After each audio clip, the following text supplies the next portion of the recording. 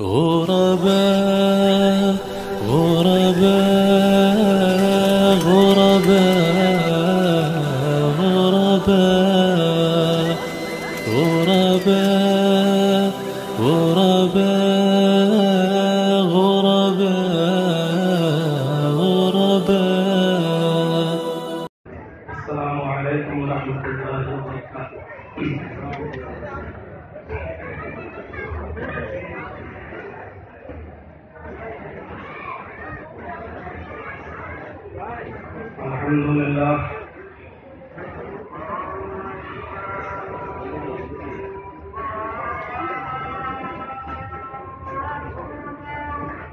الحمد لله نحمده ونستعينه ونستغفره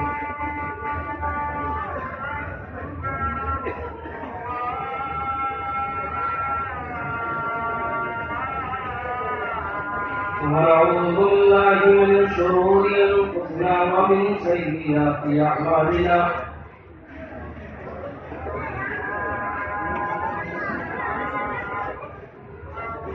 من يهده الله فلا مضل له ومن يضلل فلا هادي له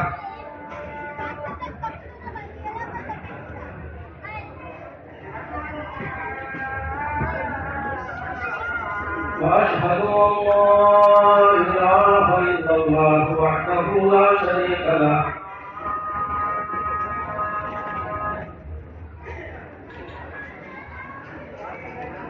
وأشهد أن محمدا عبده ورسوله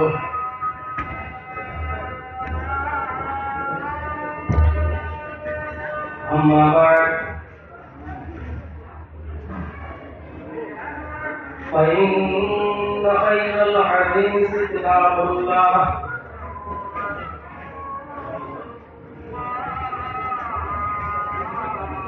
وخير الهدي هدي محمد صلى الله عليه وسلم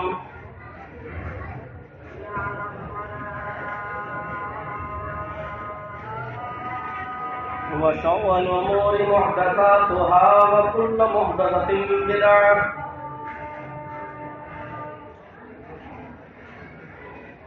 وكل بدعة ضلالة وكل ضلالة في النار.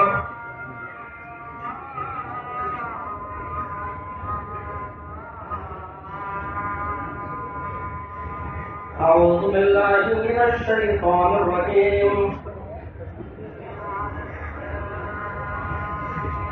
بسم الله الرحمن الرحيم.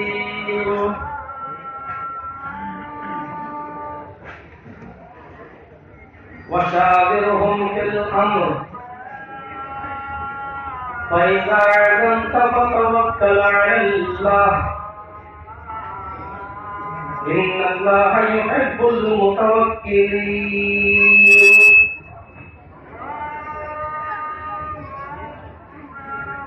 وقال تعالى ومن يتق الله يجعل له مخرجا ويرزقه من حيث لا يحتسب ومن يتوكل على الله فهو حسبه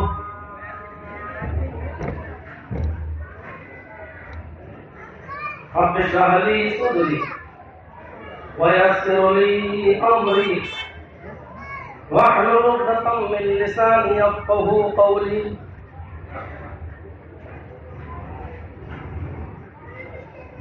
اسٹیج پر تشریف فرما ہمارے نہایت ہی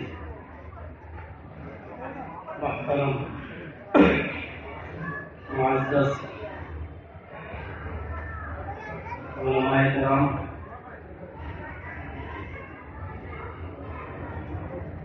اور اس اجلاس کے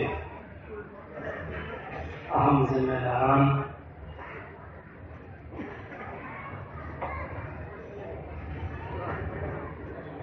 اور ممبئی کے اطراف و اکناف سے قرب و جوار سے اس اجلاس کے اندر شامل ہونے والے نہایت ہی محترم سامعین حضرات، گھروں میں پردے کے اندر بیٹھی ہوئی اور ایک سائڈ سے سننے کے لیے آنے والی ہماری نہایت ہی محترم سامعات، خواتین اسلام، پردہ نشین ماں بہنوں،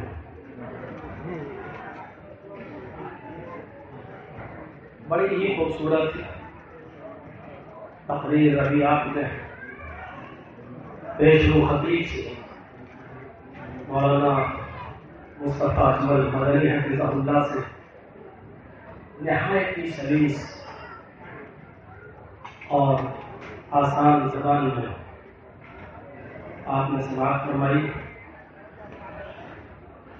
میں سمجھتا ہوں کہ اس موضوع کو اگر اصلاح معاشرے کا نام دے دیا جائے تو یہ غلط نہیں ہوگا، خاص طور پر خواتین کے تعلق سے جو باتیں کہی گئی ہیں، اللہ تعالیٰ ہم سب کو اس پر عمل کرنے کی توفیق عطا فرمائے، ہماری ماں بہنوں کو ان تمام احادیث صحیحہ پر چلنے کی توفیق عطا فرمائے اور موصوف کی عمر دراز فرمائے اور ان کے علم میں، ان کی حیات میں برکت عطا فرمائے۔ میرا جو موضوع آپ نے سماعت فرمایا، توکل علی اللہ، یہ ایک اہم موضوع ہے۔ توکل علی اللہ، اللہ پر بھروسہ، اعتماد۔ اللہ پر بھروسہ، اس کی شکل کیا ہونی چاہیے، اس کی نوعیت کیا ہونی چاہیے؟ اللہ پر بھروسہ ہمیں کب کرنا چاہیے؟ یہ سب چیزیں ہمیں اور آپ کو سمجھنا چاہیے۔ اس میں کوئی شک نہیں کہ توکل علی اللہ ہمارے ایمان کا ایک حصہ ہے۔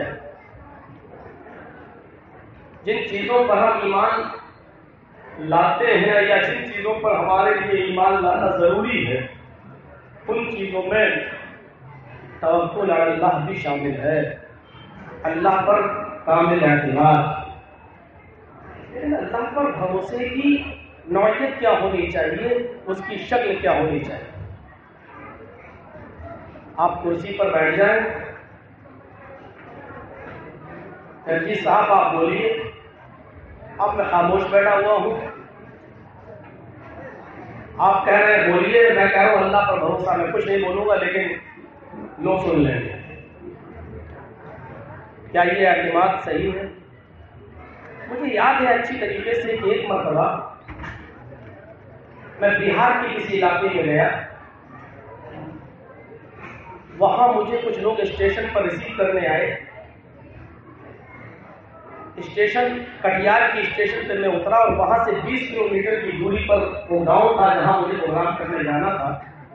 جیسے ہی میں اس کی گاڑی پر بیٹھا، جو ڈرائیور ہم کو لینے آیا تھا مسلمان تھا اپنی جماعت کا، جب لے کے چلنے لگا تو میں نے اس سے کہا کہ آپ کے پاس ڈرائیوری لائسنس ہے؟ راستے میں دیکھ رہا ہوں چوراہوں پر کئی جگہ چیکنگ ہو رہی ہے، پولیس والے گاڑیاں چیک کر رہے ہیں، آپ کے پاس ڈرائیوری لائسنس ہے؟ کہنے لگا وہ تو نہیں ہے مولانا صاحب۔ میں نے اس سے کہا کہ آپ کے پاس جو گاڑی ہے اس کے لائسنس، اس کے کاغذ کمپلیٹ ہیں، سارے ڈاکومنٹس ہیں آپ کے پاس؟ کہنے لگا وہ بھی نہیں ہے میرے پاس۔ میں نے کہا پھر اگر کسی چوراہے پر اگر روک لیا پولیس نے تو تم کیا کرو گے؟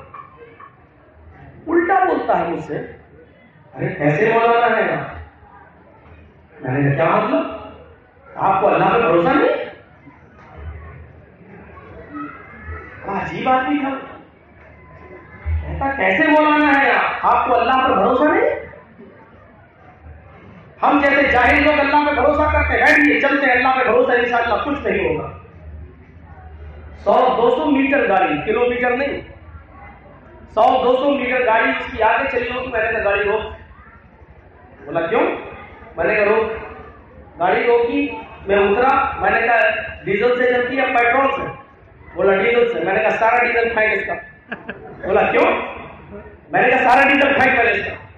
بولا کیوں؟ میں نے کہا بغیر ڈیزل کی گاڑی چلاؤ. بولا کیوں؟ میں نے کہا اللہ پہ بھروسہ نہیں، انشاءاللہ پہنچے گی منزل. یہ کیا بات ہے؟ ڈیزل نہیں ہوگا تو کیسے چلے گی؟ میں نے کہا جس طرح ڈیزل کا ہونا گاڑی کے لیے ضروری ہے، اسی طریقے سے قانونی طور پر اس کے دستاویز، اس کے کاغذ، لائسنس، یہ ساری چیزیں ضروری ہیں. جب ڈیزل اس کا پھینک دیتے ہیں تب تجھے اللہ پر بھروسہ نہیں ہو رہا ہے. عقل میں آئی اس کے بعد. لیکن آج کا یہ نوجوان طبقہ جو خاص طور پر سوشل میڈیا سے جڑا ہوا ہے، وہ اتنا زیادہ اللہ پر بھروسہ کرنے لگا ہے، اتنا زیادہ کہ وہ اوور کانفیڈینس، جو جہاں چیز نہیں ہونی چاہیے پھر اللہ پہ بھروسہ ہے. چلو ٹھیک ہے، سمندر میں ہم چھلانگ لگا دیں گے، کچھ نہیں ہوگا، کیوں؟ اللہ پہ بھروسہ ہے. اللہ پہ بھروسہ ہے. توکل کا یہ معنی انتہائی غلط ہے. اسی لیے میری پرانی تقریریں اٹھا کر دیکھتی جو ایک جگہ بیٹھے رہتے ہیں لوگ، اللہ پہ بھروسہ ہے. کھانا کہاں سے آئے گا؟ اللہ پہ بھروسہ ہے. وہ ذرا غور کریں. تدبیر ضروری ہے، انتظامات ضروری ہیں، اور ساری تدبیر اور سارے انتظامات کرنے کے بعد پھر اللہ پر بھروسہ کیا جائے، پھر اللہ پر توکل کیا جائے. پھر قرآن کریم اسی کی طرف اشارہ کرتا ہے. میں نے جو آیت پڑھی ہے اس آیت کی طرف میں آتا ہوں. وَشَاوِرْهُمْ فِي الْأَمْرِ فَإِذَا عَزَمْتَ فَتَوَكَّلْ عَلَى اللَّهِ. لوگوں اپنے باہمی معاملات میں آپس میں مشورہ کر لیا کرو. اللہ تعالیٰ کہہ رہا پہلے مشورہ کرو، یعنی تدبیر بتلا رہا ہے، انتظام. کوئی کام کرنا ہے یا نہیں کرنا ہے، پہلے اپنے بڑے بوڑھوں کو، بزرگوں کو، گھر والوں کو بٹھا لو، اپنے معاملات میں باہمی مشورہ کر لیا کرو، باہمی معاملات میں مشورہ کر لیا کرو. اور مشورے میں جب کوئی بات طے ہو جائے اور کسی کام کو کرنے کا جب تم پختہ ارادہ کر لو، فَإِذَا عَزَمْتَ جب تم عزم مصمم کر لو کہ ہمیں یہ کام کرنا ہی ہے، فَتَوَكَّلْ عَلَى اللَّهِ تو اللہ کی ذات کے اوپر توکل کر لو، اللہ کی ذات کے اوپر بھروسہ کرو. توکل کرنے سے پہلے تدبیر بتائی جا رہی ہے کہ پہلے تدبیر کر لو. مثلا ہماری بیٹی کی شادی ہونا ہے، بیٹی جوان ہو چکی ہے، رشتہ درکار ہے. ایک نوجوان لڑکے کا پیغام آیا، فوراً نہ کر دو. ہاں آیا ہے، ٹھیک ہے کر دیا. کیا پوچھا لڑکا کیا کرتا ہے، کیا بزنس کیا ہے، سروس ہے، گھر ہے، مکان ہے، نہیں ہے؟ کچھ نہیں. ارے کیوں بھائی آپ نے مشورہ نہیں کیا؟ کچھ نہیں. آپ سے اللہ پہ بھروسہ ہے انشاءاللہ میری بیٹی آرام سے. نہیں، پہلے مشورہ کرو، گھر کے بڑے بوڑھوں کو، بزرگوں کو بٹھا لو، سماج کے اچھے اور چنندہ لوگوں کو بلا لو، چاروں طرف سے تحقیق کر لو لڑکے کی. شراب تو نہیں پیتا، جوا تو نہیں کھیلتا، نماز تو نہیں چھوڑتا، بزنس ہے، سروس ہے، کام کرتا ہے، کچھ کرتا ہے. جب ساری تحقیق کرنے کے بعد نتیجہ یہ نکلے کہ لڑکا ٹھیک ہے، چال چلن اچھا ہے، اس کا اپنا مکان بھی ہے، ماں باپ کے ساتھ بھی اس کا اچھا سلوک ہے، اور میری بیٹی کو بھی آرام سے رکھے گا.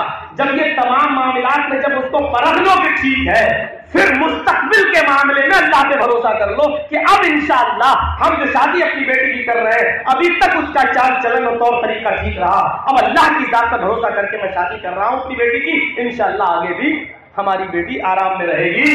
تب یعنی یہ بتایا جا رہا ہے وَشَاوِرْهُمْ فِي الْأَمْرِ اپنے باہمی معاملات میں آپس میں مشورہ کر لیا کرو. فَإِذَا عَزَمْتَ فَتَوَكَّلْ عَلَى اللَّهِ اور جب کسی کام کے کرنے کا ارادہ کر لو کہ ہاں یہ ٹھیک رہے گا، تب اللہ کی ذات پر بھروسہ، تب اللہ کی ذات پر بھروسہ کرو۔ ان اللہ یحب المتوکلین، اللہ تعالیٰ توکل کرنے والے، بھروسہ کرنے والوں کو پسند کرتا ہے، ان سے محبت کرتا ہے، ان سے راضی ہوتا ہے۔ توکل کب ہونا چاہیے، کس حال میں ہونا چاہیے، توکل کی نوعیت کیا ہے؟ وہ یہ ہم جائیں گے ہی نہیں محنت کرنے، کیوں؟ شام کو کھانا کہاں سے آئے گا؟ اللہ دے گا، ہمیں اللہ پہ بھروسہ نہیں۔ یہ انتہائی جہالت، انتہائی گری ہوئی توکل کی کیٹیگری میں یہ چیز شامل ہے۔ مان لیجیے گا ہاتھ پہ ہاتھ دھرے کچھ نہیں ملے گا، اگر ہاتھ پہ ہاتھ دھرے مل گیا ہوتا اور صرف توکل کرنے سے سب کچھ مل گیا ہوتا تو جناب محمد رسول اللہ صلی اللہ علیہ وسلم کو جنگ بدر نہ لڑنا پڑتی، احد کے میدان میں 70 صحابہ کو شہید نہیں کرانا پڑتا، بدر کے میدان میں 14 صحابہ شہید نہیں ہوتے۔ میں جنگ نہیں لڑوں گا، جہاد کے لیے نہیں نکلوں گا، کیا ہوگا؟ کافروں نے حملہ بول دیا ہے، اللہ مالک، اللہ پہ بھروسہ ہے، انشاءاللہ کچھ نہیں ہوگا، میں تو اللہ کا رسول ہوں، اللہ کا پیغمبر ہوں، انشاءاللہ اللہ کی مدد میرے ساتھ ہوگی، میرے شامل حال ہے۔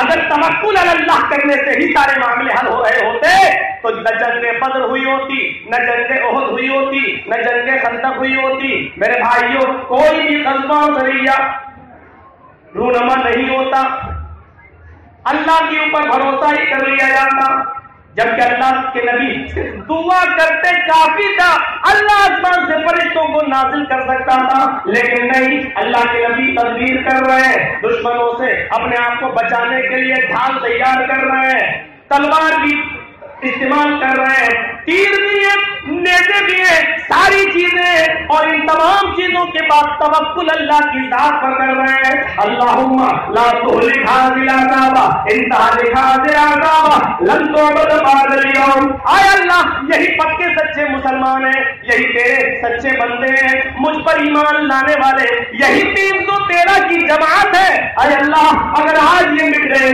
اگر آج یہ برباد ہو گئے، لن تعبد بعد اليوم، آج کے بعد اس روئے زمین پر کبھی کوئی اللہ کہنے والا نہ ہوگا، آج کے بعد اس روئے زمین پر کوئی اللہ اللہ کہنے والا نہیں ہوگا۔ میرے پیارے ساتھیوں، پہلے تدبیر، پہلے انتظامات اور اس کے بعد توکل علی اللہ، یہ چیز ہونی چاہیے ہمارے اور آپ کے ساتھ۔ پورے سال گڑر مستی کرتے رہو اور امتحان میں بیٹھ جاؤ، قلم نہیں، کیا ہوا؟ پیپر کیسے دو گے؟ تیاری نہیں، اللہ مالک، انشاءاللہ پھر اللہ کا بھروسہ ہے۔ بھائی، اب آپ فیل نہیں ہوں گے تو کیا ہوگا؟ اور کتنی واضح دلیل دی ہے اللہ کے نبی صلی اللہ علیہ وسلم نے۔ ایک صحابی کہتے ہیں، اے اللہ کے نبی، ترمذی ابواب القیامہ، ابواب صفت القیامہ کے الفاظ ہیں، ایک صحابی کہتے ہیں، اللہ کے رسول، کبھی کبھی مجھے اپنی اونٹنی کے ساتھ جنگل کا سفر کرنا ہوتا ہے اور راستہ بڑا پرخطر ہوتا ہے، مجھے رات میں جنگل میں قیام کرنا پڑتا ہے، سونا پڑتا ہے، تو کیا کروں؟ آگے خطرناک جانوروں کا خطرہ ہے، اس لیے مجھے وہیں پر آرام کرنے کی ضرورت پڑتی ہے۔ اللہ کے نبی نے فرمایا تو آرام کر لیا کرو۔ کہا اللہ کے نبی، میرے ساتھ میری اونٹنی بھی ہوتی ہے۔ آپ نے کہا اللہ کے بھروسے پر سو جاؤ، توکل اللہ کی ذات پر کر لو، سو جاؤ، اللہ پر بھروسہ کر کے آرام کر لیا کرو۔ وہ صحابی رسول پوچھتے، ترمذی ابواب صفت القیامہ کے الفاظ ہے، اے اللہ کے نبی، میرے ساتھ اونٹنی بھی ہوتی ہے، تو اس اونٹنی کے بارے میں آپ کیا کہتے ہیں؟ آقلوها واتوکلوا او اطلقها واتوکلوا، اے اللہ کے رسول، اس اونٹنی کو پہلے میں کسی درخت سے باندھ دوں تب اللہ پر بھروسہ کروں، یا ایسے ہی اس کھلے میدان میں جنگل میں چھوڑ دوں اور اللہ پر بھروسہ کر لوں؟ کیسے بھروسہ کروں؟ کیا ہونا چاہیے؟ آپ بتائیے۔ آپ نے کہہ دیا اللہ پر بھروسہ کر کے سو جاؤ، میں کیا کروں؟ میرے ساتھ میری اونٹنی ہوتی ہے، آنکھیں لوہا، کیا میں اس اونٹنی کو کسی درخت سے باندھ دوں تب اللہ پر بھروسہ کروں؟ یا میں اس اونٹنی کو چھوڑ دوں کھلا ہوا میدان میں اور اس کے بعد میں اللہ پر توکل کر لوں، اللہ پر بھروسہ کروں؟ کیا کروں؟ اللہ کے نبی فرماتے ہیں اربلھا وتوکل، پہلے اپنی اونٹنی کی رسی کو طرف سے باندھ دے، پہلے باندھ دے اور اس کے بعد اللہ پر بھروسہ کر، اللہ پر توکل کر۔ تدبیر بتائی جا رہی ہے، پہلے تدبیر، پہلے اونٹنی کو باندھ دو اور اس کے بعد بھروسہ کرو۔ اب آپ اندازہ لگا سکتے ہیں، اونٹنی کو کھلا ہوا چھوڑ دے اور اللہ پر بھروسہ کر لے تو اونٹنی پلے گی؟ ارے اونٹنی کیا، اگر آپ اپنے گھر میں اپنی بیوی کو بھی اگر کھلا ہوا چھوڑ دے اور کسی کا ہینڈ اوور نہ کرے اپنے ماں باپ بھائی بہن کے، تو اونٹنی آپ کی بیوی بھی نہیں ملے گی۔ اگر بے لگام چھوڑ دیا تو آپ کی بہن بیٹیاں بھی سیف نہیں رہیں گی۔ آپ کو یہ کیا ہے، یہ سب سیفٹی تو ہے، پردہ یہ کیا ہے، سارے انتظامات پہلے کر لو پھر اللہ پر بھروسہ کرو۔ اونٹنی کو پہلے باندھ دو پھر اللہ کی ذات پر بھروسہ کرو۔ قرآن کی آیتوں پر ذرا غور کیجیے، قرآن کی آیتوں پر، وَشَاوِرْهُمْ فِي الْأَمْرِ، اپنے باہمی معاملات میں مشورے کر لیا کرو، اور جب تم کسی کام کے کرنے کا ارادہ کر لو فَإِذَا عَزَمْتَ فَتَوَكَّلْ عَلَى اللَّهِ، تب اللہ کی ذات پر بھروسہ کرو۔ دوسری آیت وَمَن يَتَّقِ اللَّهَ يَجْعَل لَّهُ مَخْرَجًا وَيَرْزُقْهُ مِنْ حَيْثُ لَا يَحْتَسِبُ۔ قرآن کی اس آیت میں آپ کو ذرا واقعات ملیں گے، اور واقعات بھی بڑے عجیب و غریب، ذرا غور کیجیے۔ وَمَن يَتَّقِ اللَّهَ يَجْعَل لَّهُ مَخْرَجًا، جو اللہ سے ڈرے گا اللہ اس کے لیے نکلنے کا راستہ بنا دے گا، اللہ اس کے لیے نکلنے کی سبیل پیدا کر دے گا۔ یاد رکھنا، جو ڈرے گا اس کے لیے نکلنے کا راستہ اللہ بنا دے گا، سبیل پیدا کر دے گا۔ وَيَرْزُقْهُ مِنْ حَيْثُ لَا يَحْتَسِبُ، اور ایسی جگہ سے ہم اس کو روزی دیں گے۔ اللہ کہتا ہے اس کو ایسی جگہ سے رزق ملے گا، ایسی جگہ سے روزی ملے گی، اس نے سوچا بھی نہیں ہوگا، اس نے گمان بھی نہیں کیا ہوگا، اس نے سوچا بھی نہیں ہوگا کہ مجھے یہاں سے روزی مل جائے گی۔ وَمَن يَتَوَكَّلْ عَلَى اللَّهِ فَهُوَ حَسْبُهُ، اور جو اللہ پر توکل کر لیتا ہے، جو اللہ پر بھروسہ کر لیتا ہے، اللہ اس کے لیے کافی ہو جاتا ہے۔ یہاں توکل اور تقوی دونوں کو ایک ساتھ پیش کیا گیا ہے۔ یہاں ایک مثال میں دوں گا، تقوی اور توکل یہ دونوں ضروری ہے۔ اگر آپ کے پاس تقوی ہے لیکن توکل نہیں تو بیکار ہے۔ آپ توکل ہے لیکن تقوی نہیں، بیکار ہے۔ میں نے بہت غور کیا قرآن کی آیت پر، اللہ تعالیٰ نے تقوی کے ساتھ توکل کو کیوں پیش کیا ہے؟ وَمَن يَتَّقِ اللَّهَ يَجْعَل لَّهُ مَخْرَجًا، جو اللہ سے ڈرے گا اللہ اس کے لیے نکلنے کا راستہ اور سبیل بنا دے گا، اور ایسی جگہ سے روزی دے گا جہاں سے بندے کو وہم و گمان بھی نہیں ہوا ہوگا، سوچا بھی نہیں ہوگا کہ مجھے یہاں سے روزی مل جائے گی۔ اور اللہ کہتا ہے جو اللہ پر توکل کر لے، وَمَن يَتَوَكَّلْ عَلَى اللَّهِ، جو اللہ پر توکل کر لے اللہ اس کے لیے بس ہے، اللہ اس کے لیے کافی ہے۔ تقوی کے ساتھ توکل کو پیش کیوں کیا گیا؟ آپ کے پاس تقوی ہے لیکن توکل نہیں ہے تو بیکار۔ آپ کے پاس توکل ہی توکل ہے لیکن تقوی نہیں ہے تو بیکار۔ میں نے قرآن کی آیت پر غور کیا تو تقوی اور توکل کو سمجھانے کے لیے مجھے یہ مثال دینی پڑی۔ بہت غور کرنے کے بعد میں اس نتیجے پہ پہنچا ہوں کہ اس سے بہتر میرے سامنے کوئی مثال ہی نہیں آ رہی تھی۔ جیسے موبائل کو استعمال کرنے کے لیے، موبائل سے بات کرنے کے لیے صرف موبائل کافی نہیں ہے، موبائل کے لیے سم بہت ضروری ہے۔ جب تک موبائل کے اندر سم نہیں ہوگی آپ کا وہ موبائل بیکار ہے۔ آپ کے پاس سم ہے لیکن اس سم کو یوز کرنے کے لیے موبائل نہیں ہے تو وہ سم بھی بیکار ہے۔ جس طریقے سے موبائل میں سم کا ہونا ضروری ہے یا سم کے لیے موبائل کا ہونا ضروری ہے، آپ کے پاس ایک چیز ہے اور دوسری چیز نہیں ہے تو آپ کی وہ چیز بیکار ہے۔ موبائل ہے لیکن سم نہیں ہے، بیکار ہے۔ سم ہے لیکن موبائل نہیں ہے تو بیکار ہے۔ بالکل اسی طریقے سے تقوی ہے لیکن توکل نہیں تو بیکار ہے، توکل ہے لیکن تقوی نہیں تو بیکار ہے۔ مولانا جرجیز کے پاس ایک موبائل ہے 50,000 روپے کا لیا ہے, ایپل کا سیٹ ہے نہیں, سوچیے گا نہیں ورنہ سوچو کہ کب موقع ملے چوری کر لو, ہے نہیں, مثال دے رہا ہوں. ایپل کا سیٹ ہے 50,000 روپے کا سیٹ ہے. مولانا جرجیز صاحب اس کو کان میں لگائے, ہیلو السلام علیکم, ہیلو. میرے دوست کہنے لگے کہاں بات کر رہے ہو؟ میں نے کہا یار آواز ہی نہیں جا رہی, سعودیہ میں میرا بھائی رہتا ہے اس کو بول رہا ہوں ہیلو ہیلو کر رہا ہوں, آواز ہی نہیں جا رہی. ارے دیکھیں یار بڑا مہنگا سیٹ ہے, 50,000 روپے کا خریدا ہے, تم کہہ رہے ہو مہنگا سیٹ. ارے مولانا آپ کا تو لگتا ہے دماغ کا پرزہ ڈھیلا ہے. کیوں, کیا ہوا؟ ارے اس میں سم تو ہے ہی نہیں, آواز کیسے جائے گی؟ تو سم کا ہونا ضروری ہے. یہاں میں نے وہ موبائل بیچ دیا, میں نے 20 روپے کی سم لے لی, اس میں 5,000 روپے بیلنس بھی ڈلوا دیا. اب میں اس سم کو کان میں لگا کے ہیلو ہیلو کر رہا ہوں. میرا دوست کہتا ہے مولانا کہاں رہتے ہو؟ میں نے کہا اجاوا. تمہارا آس پاس میں کوئی پاگل خانہ ہے؟ میں نے کہا ہاں بریلی میں ہے, یو پی کا سب سے بڑا پاگل خانہ. کہا کہ تم وہی جاؤ دماغ کا علاج کراؤ. میں نے کہا کیوں؟ کہا میں سم میں ہیلو ہیلو کر رہا ہوں, کیسے پہنچ جائے گی تمہاری آواز؟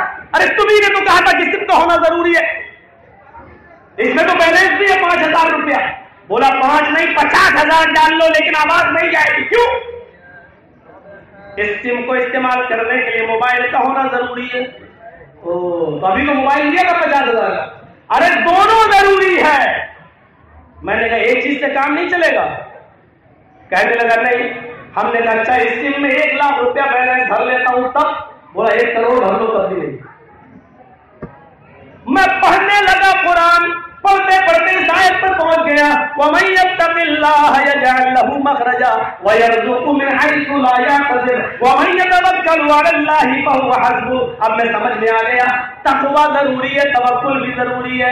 تقویٰ ہے توکل نہیں تو بیکار, توکل ہے لیکن تقویٰ نہیں تو بیکار. میرے بھائیوں ایک آدمی ہے بے نمازی ہے, اللہ سے ڈرتا نہیں ہے, لیکن اپنی 4 ویلر پہ بیٹھتا ہے, اس کے پاس گاڑی کے کاغذ نہیں ہے, ڈرائیورنگ لائسنس نہیں ہے, لیکن توکل تو بہت ہے. آپ کیسے مولانا ہے, آپ کو اللہ پہ بھروسہ نہیں ہے, توکل تو بہت ہے لیکن اس کی زندگی تقوی سے خالی ہے, بیکار ہے اس کی زندگی.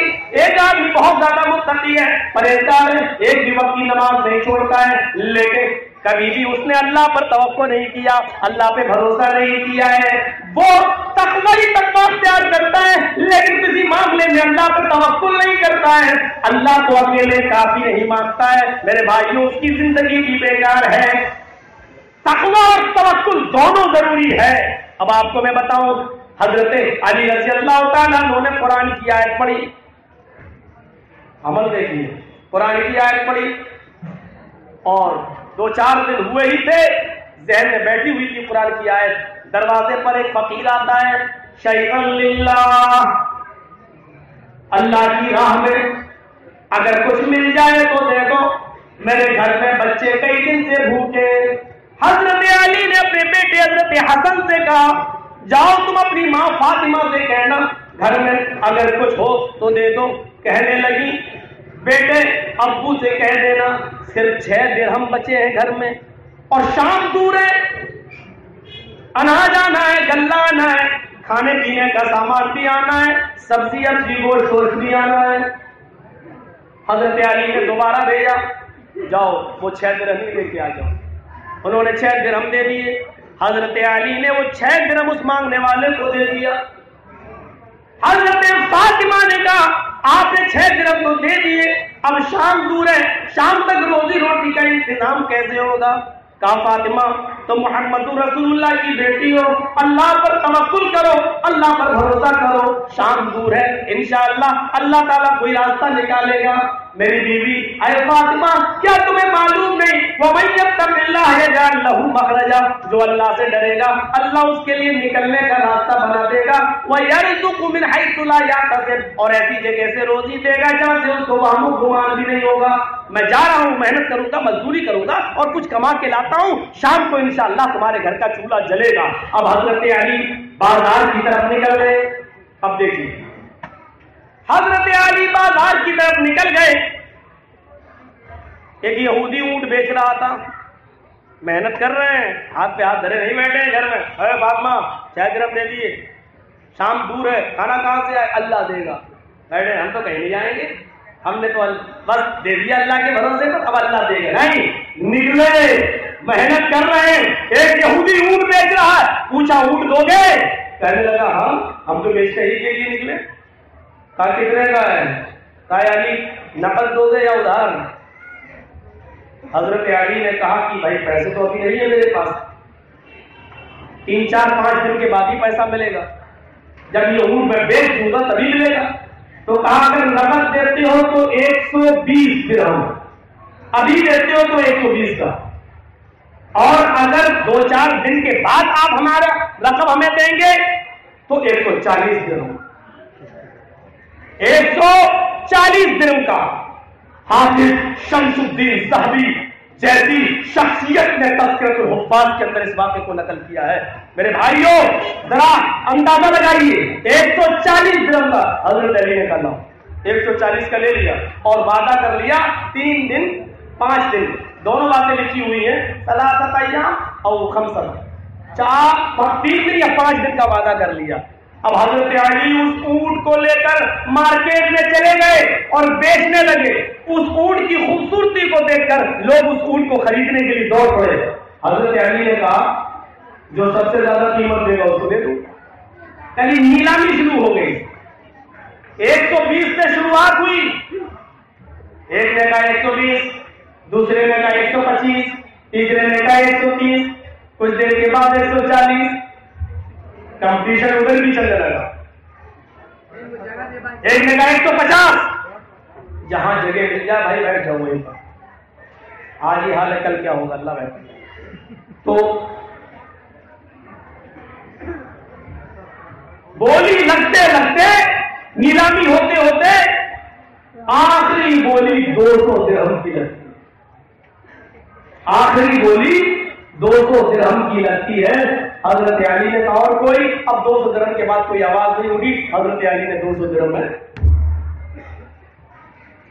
اب 200 درہم لے کر سب سے پہلے اس یہودی کے گھر گئے. ہم جیسے لوگ ہوتے تو کہتے ہیں کہ 5 دن کی مہلت ہے, اس 200 درہم سے ابھی کچھ اور کمانا ہے, 5 دن ہے پھر بعد میں دے دیں گے. نہیں, نیتیں اچھی تھیں تو اولادیں بھی بڑی نیک پیدا ہوا کرتی تھیں. ہماری نیتوں میں کھوٹ پیدا ہو گئی تو باپ کو جوتے مارنے والی اولاد پیدا ہو گئی. حضرت علی سب سے پہلے اس گھر میں گئے.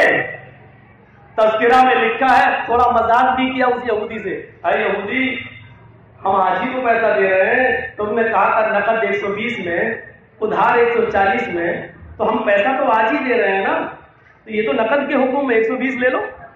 اس نے کہا نہیں 5 دن کے بعد دے دینا, ہمیں اتنی ضرورت نہیں, ہم لیں گے تو 140 ہی لیں گے. اس نے کہا کہ ہمیں 5 دن کے بعد ہی دے دینا, لیکن دینا میں 140, ہم تو بیچ چکے. حضرت علی نے کہا 5 دن کی مہلت کس کے پاس ہے, اللہ جانے 5 دن میں کیا لکھا ہو. جب آج میرے ہاتھ میں ہے قرض کی حالت میں, اگر موت ہی آئے تو کیوں بروں قرض کیا, لو 140 میں وعدہ تھا 140 لو. اب 200 میں سے 140 اس کو دیا, کتنا بچا 60. حضرت فاطمہ کے پاس گئے اور ان کو دے دیا. پتا چلا کہ شوہر دن بھر کی محنت کی کمائی اپنی بیوی کو دے سکتا ہے. بیویاں ناجائز فائدہ نہ اٹھائیں, مولانا نے کہہ دیا تو دو لاؤ. مولانا نے کہا ہے آپ نے حضرت فاطمہ کے ہاتھ میں دے دیا, تذکرہ میں یہی لکھا دے دیا. حضرت فاطمہ کہتی ہے علی, نام لیتی تھی, علی 6 درہم دیے تھے 60 لے کے آئے, یہ کیا بات ہے؟ کہا فاطمہ کیا تمہیں تمہارے ابو کا فرمان نہیں معلوم؟ قرآن کیا کہتا ہے, تمہارے باپ نے کیا فرمایا اللہ کے نبی نے, جو اللہ کی راہ میں 1 درہم خرچ کرے گا اللہ اس کو 10 درہم کے خرچ کرنے کے برابر ثواب دے گا. اللہ کے یہاں 1 کا 10 گنا ملتا ہے, اور یہ تو آخرت میں ملے گا. ہم کو اللہ نے 1 کے بدلے میں 10 گنا ایسی دنیا میں دے دیا. اے فاطمہ ہم نے 6 درہم اللہ کی راہ میں دیے تھے, اللہ نے 60 ہمیں دے دیے. کیا تم نے قرآن نہیں پڑھا؟ اے فاطمہ، اللہ فرماتا ہے وَيَرْزُقُ مِنْ حَيْثُ لَا يَحْتَسِبُ، جو اللہ سے ڈرے گا اللہ اس کے لیے نکلنے کی سبیل بنا دے گا اور ایسی جگہ سے روزی دے گا جہاں پر بندے کا وہم و گمان بھی نہیں پہنچا ہوگا۔ اے فاطمہ، حقیقت میں مجھے یہ پتا بھی نہیں تھا، ہمارا گمان بھی یہ نہیں تھا کہ 6 درہم ہم اللہ کی راہ میں دیں گے اور ہمیں 60 مل جائیں گے۔ اللہ کہاں سے ہمیں 60 دے دے گا؟ اے فاطمہ، قرآن کہتا ہے وَمَن يَتَوَکَّلْ عَلَى اللَّهِ فَهُوَ حَسْبُهُ، جو اللہ پر توکل کر لے، اللہ پر بھروسہ کر لے، اللہ اس کے لیے کافی ہے۔ ہمارے اندر تقویٰ بھی تھا اور ہمارے اندر توکل بھی تھا، ہم اللہ کے بھروسے پر نکل گئے اور گھر سے نکلے، میں نے محنت کی، اللہ نے ایسی جگہ سے روزی دی جہاں پر ہمارا وہم و گمان بھی نہیں تھا، اور آخرت میں موجود ہے ہمارے نامہ اعمال میں جو نیکی لکھ لی گئی وہ الگ ہے۔ کیا بھروسہ تھا، کیا توکل تھا۔ آج تو مدرسے یا مسجد کے نام پر اگر آپ سے مانگا جائے اور یہ واقعات سننے کے بعد یار ملا مولوی چلاتے رہتے ہیں، خود تو دیتے نہیں ہیں، دوسروں کو کہتے ہیں بڑی اہمیت ہے، بڑی فضیلت ہے، بڑی اہمیت اور بڑی فضیلت ہے۔ پہلے مولوی تو خود عمل کر کے دکھائے اور حقیقت میں کسی حد تک صحیح بھی کہتے ہیں، کسی حد تک صحیح بھی ہے۔ تذکرۃ الحفاظ میں ایک اور واقعہ ہے، ذرا دیکھیے اس واقعے کو بھی آپ دیکھیے۔ عفان ابن مسلم رحمت اللہ علیہ، یہ بصرہ کے ایک بہت بڑے محدث گزرے، بہت بڑے محدث۔ عفان ابن مسلم رحمت اللہ علیہ بصرہ کے بہت بڑے محدث گزرے ہیں، اور اتفاق سے یہ مامون رشید کا زمانہ انہوں نے پایا ہے، اور اس فتنے کے یہ بھی شکار ہو گئے۔ خلق قرآن جو مامون رشید اس کے عقیدے کا قائل تھا کہ قرآن اللہ کی مخلوق ہے یا اللہ کا کلام، تو مامون رشید اللہ کی مخلوق مانتا تھا قرآن کو، اور اس نے اعلان کر دیا جو بھی عالم، جو بھی بزرگ قرآن کو اللہ کی مخلوق نہیں مانے گا، بیت المال سے اس کو جو وظیفہ دیا جاتا وہ وظیفہ بند کر دیا جائے گا۔ عفان ابن مسلم کو بلایا، آپ کیا کہتے ہیں؟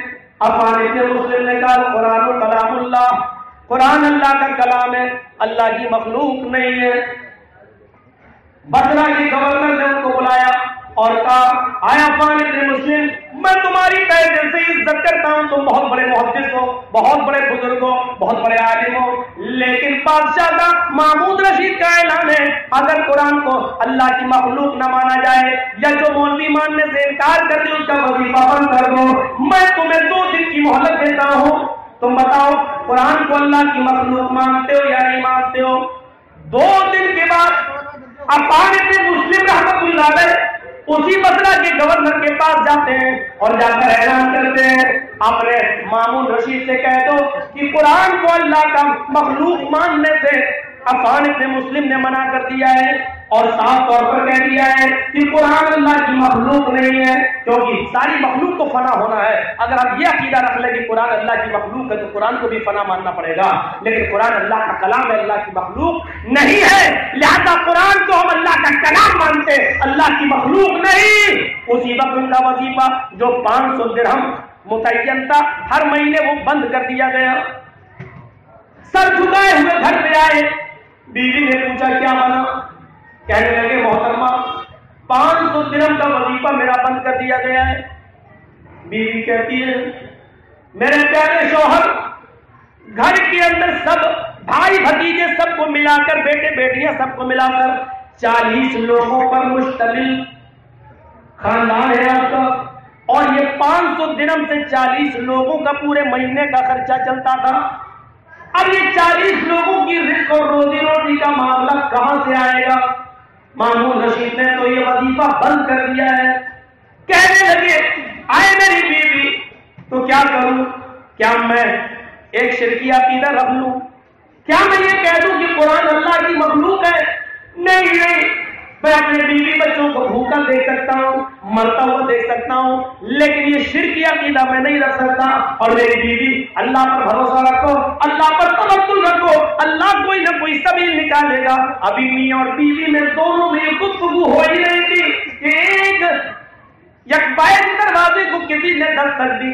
دروازہ عفان ابن مسلم رحمت اللہ علیہ نے کھولا کیا دیکھتے ہیں؟ اس بصرہ کا سب سے بڑا بزنس مین، اس بصرہ کا سب سے بڑا تاجر جو تیل، روغن اور عطر کا سب سے بڑا بزنس مین تھا، عطریات اور روغنیات کا، تیل کا اور عطر کا سب سے بڑا ویاپاری، سب سے بڑا بزنس مین، بصرہ میں اس سے بڑا کوئی بزنس مین نہیں تھا، بہت امیر اور دولت مند۔ اس نے کہا السلام علیکم، عفان ابن مسلم نے کہا وعلیکم السلام۔ کہا کیا ہوا؟ آپ کو بادشاہ نے بلایا تھا مامون رشید نے، کیا ہوا؟ کہا 500 درہم کا وظیفہ بند کر دیا ہے۔ کیوں؟ کہا میں نے قرآن کو اللہ کی مخلوق ماننے سے انکار کر دیا۔ اس نے 1000 درہم نکالے اور کہا یہ لیجیے، یہ میری پہلی قسط ہے اور آج سے میں آپ کو 1000 درہم ہر مہینہ دوں گا، آپ جیسے دین کی خدمت پہلے کرتے تھے ویسے ہی کرتے رہیے۔ اللہ ایک دروازہ بند کرتا ہے 100 دروازے کھولتا ہے۔ وہاں سے 500 درہم ملتے تھے، یہاں سے 1000، اور اس نے پہلی قسط اسی دن دے دی۔ یہ پہلی قسط ہے اور آج ہی کے دن، آج ہی کی تاریخ میں، مہینے کی پہلی تاریخ کو آپ کے گھر میں بلا کسی کے گئے ہوئے آپ کے پاس ہمارا نوکر آئے گا ملازم، اور ہر مہینے 1000 درہم دیتا رہے گا، لیکن آپ جیسے خدمت دین کی پہلے کرتے تھے ویسے ہی کرتے رہیے۔ آئے دروازے کے اندر اس مہمان کو اپنے حساب سے چائے پانی جو بھی پلانا تھا ناشتہ کرایا، اور اپنی بیوی سے کہا میری بیوی دیکھا آپ نے قرآن پڑھو، وَمَن يَتَوَكَّلْ عَلَى اللَّهِ فَهُوَ حَسْبُهُ، جو اللہ پر توکل کر لیتا ہے، جو اللہ پر بھروسہ کر لیتا ہے، اللہ اس کے لیے کافی ہو جاتا ہے۔ دیکھ رہے ہیں یا کر، لیکن ایسا بھروسہ ہو تب تو، یا تو یہی نہیں معلوم کہ دولت آ کہاں سے رہی ہے اور خرچ کہاں ہو رہی ہے، آنے کے راستے معلوم ہے اور یہ بھی معلوم ہے۔ انشاءاللہ وہ موضوع کا تعلق کل سے ہے۔ جو آدمی اللہ کا سب سے بڑا عبادت گزار بندہ بننا چاہتا ہے، اس کے لیے سب سے ضروری چیز کیا ہے؟ ہم نے سوچا کہ توکل، تو بس توکل ہمارا کیا ہے؟ بیٹھ جاؤ گاڑی میں، بائک چل رہی 80 100 کی اسپیڈ، ارے بھائی دھیرے چل، ارے مولانا کچھ نہیں ہوگا، اللہ پر بہت ایکسپیرینس ہے، 22 سال کا ایکسپیرینس ہے، کچھ نہیں ہوگا، اللہ پر بھروسہ ہے۔ بس یہاں رہ گیا میرا بھروسہ، یہاں آ کے ہم بس یہ ہے اللہ کی ذات پر بھروسہ، اور کچھ لوگوں نے اتنا الٹا سیدھا بتا دیا، بس بیٹھے رہو ایک جگہ، اللہ پہ بھروسہ۔ اللہ پہ بھروسے کا یہ معنی نہیں ہے، رب کعبہ کی قسم جو اللہ پہ توکل کا یہ مطلب لیتا ہے وہ انتہائی گھٹیا انسان ہے، وہ بے وقوف بنا رہا ہے، چاہے وہ کتنا بڑا بولتی ہی کیوں نہ ہو۔ کیا تو آپ میرا یاد نہیں ہے؟ ذرا تصور کیجیے، کافروں نے مرڈر کا پلان بنا لیا ہے، اللہ تعالیٰ نے جبرائیل کو بھیج کے بتا دیا ہے اے محمد صلی اللہ علیہ وسلم، آج آپ کے قتل کی پلاننگ ہو چکی ہے، آج آپ کے قتل کا منصوبہ بنایا جا چکا ہے، لہذا رات ہی میں اپنے گھر کو چھوڑ دینا، یہ لوگ دروازے کے باہر بیٹھے ہوں گے، آپ سورہ یاسین پڑھتے ہوئے چلے جانا۔ بعض روایات میں یہاں تک آتا ہے کہ آپ نے زمین سے کچھ مٹی اٹھائی اور سورہ یاسین پڑھتے ہوئے دروازے کی طرف پھینک دی۔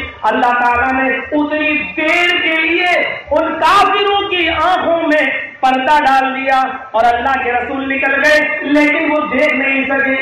لیکن یہاں آپ کو بتاؤں، جب کافروں نے پلان بنایا، نبی کے قتل کا ارادہ کر لیا، اللہ نے جبرائیل کو بھیج کر محمد رسول اللہ کو آگاہ کر دیا۔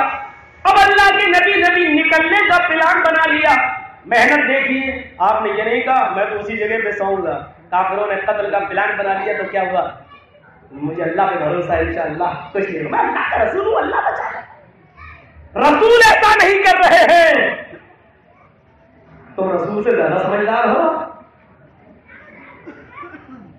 آپ نے حضرت علی کو بلایا، اے علی یہ میری چادر لو۔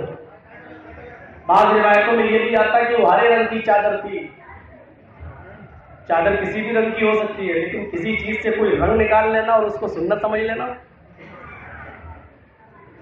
میرے بھائیوں، کہا کہ یہ میری چادر ہے، اس کو اوڑھ کر سو جانا۔ اللہ تعالیٰ نے مجھے نکلنے کا حکم دے دیا ہے، اور کچھ کافروں کی امانتیں میرے پاس رکھی ہوئی ہیں، کل صبح یہ امانتیں ان کو دے دینا۔ دیکھ رہے ہیں آپ، یہاں قتل کی پلاننگ ہو چکی ہے اور اس پوزیشن میں بھی اللہ کے رسول گھر چھوڑنے سے پہلے ان امانتوں کو ان کے مالکوں تک پہنچانے کی فکر. اگر میں چلا گیا اور کل ان امانتوں کے مالک آئے اور پتہ چلا کہ محمد تو فرار ہو گیا صلی اللہ علیہ وسلم، تو یہ کیا کہیں گے؟ محمد بڑا بے ایمان ہے، محمد دیکھو لوگوں کی امانتیں لے کر چلا گیا. آپ نے حضرت علی کو بستر کے اوپر لٹا دیا. حدیث کے الفاظ پر غور کرو، اللہ کے نبی حضرت علی کو لٹا دیتے ہیں، لیکن حضرت علی سے ایک بات کہتے ہیں، اے علی میری چادر اوڑھ کر سو جانا، کل لوگوں کی امانتیں ان کے مالکوں کے سپرد کر دینا اور فلاں فلاں جگہ پر چلے آنا. حدیث کا راوی کہتا ہے اس فلاں جگہ کا نام میں بھول گیا کہ اللہ کے نبی نے وہ کون سی جگہ بتائی. کہا کہ فلاں فلاں جگہ پر تم چلے جانا، تمہاری ملاقات مجھ سے فلاں جگہ پہ ہوگی. حضرت علی چادر اوڑھ کر سو گئے. اللہ کے رسول نے مٹی اٹھائی، سورہ یاسین پڑھی، دروازے سے نکلے، مٹی ان کی طرف پھینکی، آگے بڑھ گئے، ان کو دکھائی نہیں دیا. آپ وہاں سے نکل گئے، ابو بکر صدیق کے گھر گئے، حضرت ابو بکر صدیق کو اٹھایا اور ان کو لے کر آگے کا سفر کیا. یہاں منصوبے کے مطابق وہ کافر اندر گھسے، رات کی تاریکی میں اندھیرے میں جب اندر گھسے، 5 اور 6 ہر قبیلے کا سردار سب نے تلوار اٹھا لی اور مارنے والے تھے. کیسے؟ بلکہ حدیث کی کتاب یہ بھی کہتی ہے حضرت علی کو کھراٹے آ رہے تھے. کھراٹے کافر سن بھی رہے تھے اور آپس میں کہہ بھی رہے تھے دیکھو کتنا بے ہوشی میں سو رہا ہے، کچھ پتا ہی نہیں، اس کو کوئی خبر ہی نہیں. ایک نے کہا نہیں، مارنے سے پہلے ذرا اٹھاؤ، اس کو پتا بھی تو چلنا چاہیے کہ کس نے مارا. یہ دماغ میں ڈالا جا رہا، اللہ ڈال رہا ہے. اٹھاؤ، چادر کھولو، چہرہ کم سے جیسے ہی چہرہ سامنے آپ مار کر مرتے وقت محمد کو پتا چلنا چاہیے کہ ہمیں کن لوگوں نے مارا. چادر اٹھائی تو چادر اٹھائی، اٹھ. حضرت علی کہتے کیا بات ہے؟ رک تم کہاں تو محمد کہاں ہے صلی اللہ علیہ وسلم؟ حضرت علی مسکراتے ہوئے کہتے ہیں وہ وہی ہے جہاں ان کو ہونا چاہیے. ارے وہی تو پوچھا ہوں کہاں ہونا چاہیے؟ کہیے مجھے بھی نہیں معلوم، اللہ ان کو جہاں لے گیا وہ وہی ہے. دوسروں نے کہا اس کو مار کے کیا کرو گے؟ اس کو مارو گے تو ابو طالب کے پورے قبیلوں تو خاندان سے لڑائی وہ نہیں لے سکتے ہو. حضرت علی نے تو ہمارا کچھ نہیں بگاڑا، ان سے ہماری کوئی دشمنی نہیں ہے، چھوڑ دیا. کسی نے پوچھا، توکل کس کو کہتے ہیں ذرا دیکھیے، کسی نے پوچھا ہے علی اس رات تمہیں نیند آ گئی تھی؟ چادر اوڑھ کے تم سو رہے تھے، کھٹاٹے تمہیں آ رہے تھے، جبکہ وہ کتنے خطرے کی رات تھی. بھائی اگر کسی کو یہ معلوم ہو جائے کل صبح 5 بجے مجھے پھانسی دی جائے گی تو وہ رات میں سوئے گا؟ اس کی رات کیسی گزرے گی؟ حضرت علی کو معلوم ہے کہ یہ کافر آئیں گے، حملہ کریں گے، تلوار ان کے ہاتھ میں، دروازے پہ بیٹھے، بتائیے ان کو نیند آنی چاہیے، لیکن نہیں. حضرت علی آرام سے سو رہے ہیں اور اتنی گہری نیند میں سو رہے ہیں کہ ان کو کھراٹے بھی آ رہے ہیں. حضرت علی کو کھراٹے بھی آ رہے ہیں. کسی نے پوچھا علی تمہیں نیند کیسے آئی؟ تو حضرت علی کا جواب یہ تھا کہ سکون کی نیند مجھے اسی دن آئی، اس سے پہلے کبھی اتنے سکون کے ساتھ میں سویا ہی نہیں. کیوں؟ یہ کیسے؟ کہا کہ دیکھیے اللہ کے نبی کا فرمان ہے اذا اصبحت فلا تنتظر المساء، جب صبح ہو جائے تو شام کا انتظار مت کیا کرو، پتہ نہیں شام تک تم مردوں میں لکھے جاؤ یا زندوں میں، اور جب شام ہو جائے تو صبح کا انتظار نہ کیا کرو، پتہ نہیں صبح تک تم مردوں میں لکھے جاؤ یا زندوں میں. لیکن اس لیے میں کبھی بھی آرام سے اتنا چین و سکون کے ساتھ نہیں سوتا، راتوں کو اٹھ کر تہجد پڑھتا، لیکن اس رات مجھے معلوم تھا کہ آج میری موت نہیں آئے گی. خطرے کی رات تم کہہ رہے موت نہیں آئے گی، یہ اندازہ کیسے لگایا؟ کہا مجھے جب اللہ کے نبی نے چادر دی تو کہا کل لوگوں کی امانتیں ان کے حوالے کر دینا، لوگوں کی امانتیں ان کے حوالے کر دینا، اور پھر فلاں فلاں جگہ پر تم مجھ سے ملنے چلے آنا، تمہاری ملاقات مجھ سے فلاں جگہ پہ ہوگی. اللہ کے نبی نے جب یہ کہہ دیا تھا کہ کل تمہاری ملاقات مجھ سے فلاں جگہ پہ ہوگی، تو اس سے پہلے مجھے موت کیسے آ سکتی ہے؟ کیونکہ میرے نبی اپنی مرضی سے کچھ نہیں بولتے، وہ جو کچھ بھی بولتے ہیں اللہ کے حکم سے بولتے ہیں۔ تو نبی کا فرمان نہیں تھا، بلکہ وہ نبی نے اللہ کا فرمان سنایا تھا۔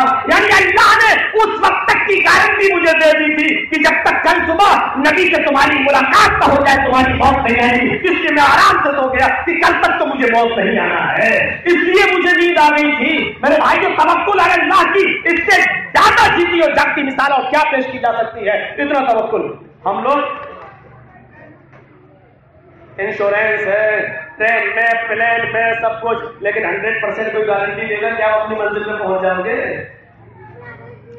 اب نبی نکلے، ابو بکر صدیق کو لیا، اور آپ کو معلوم ہے 3 دن 3 رات، پڑھیے بخاری شریف، 3 دن 3 رات آپ غار ثور میں چھپے۔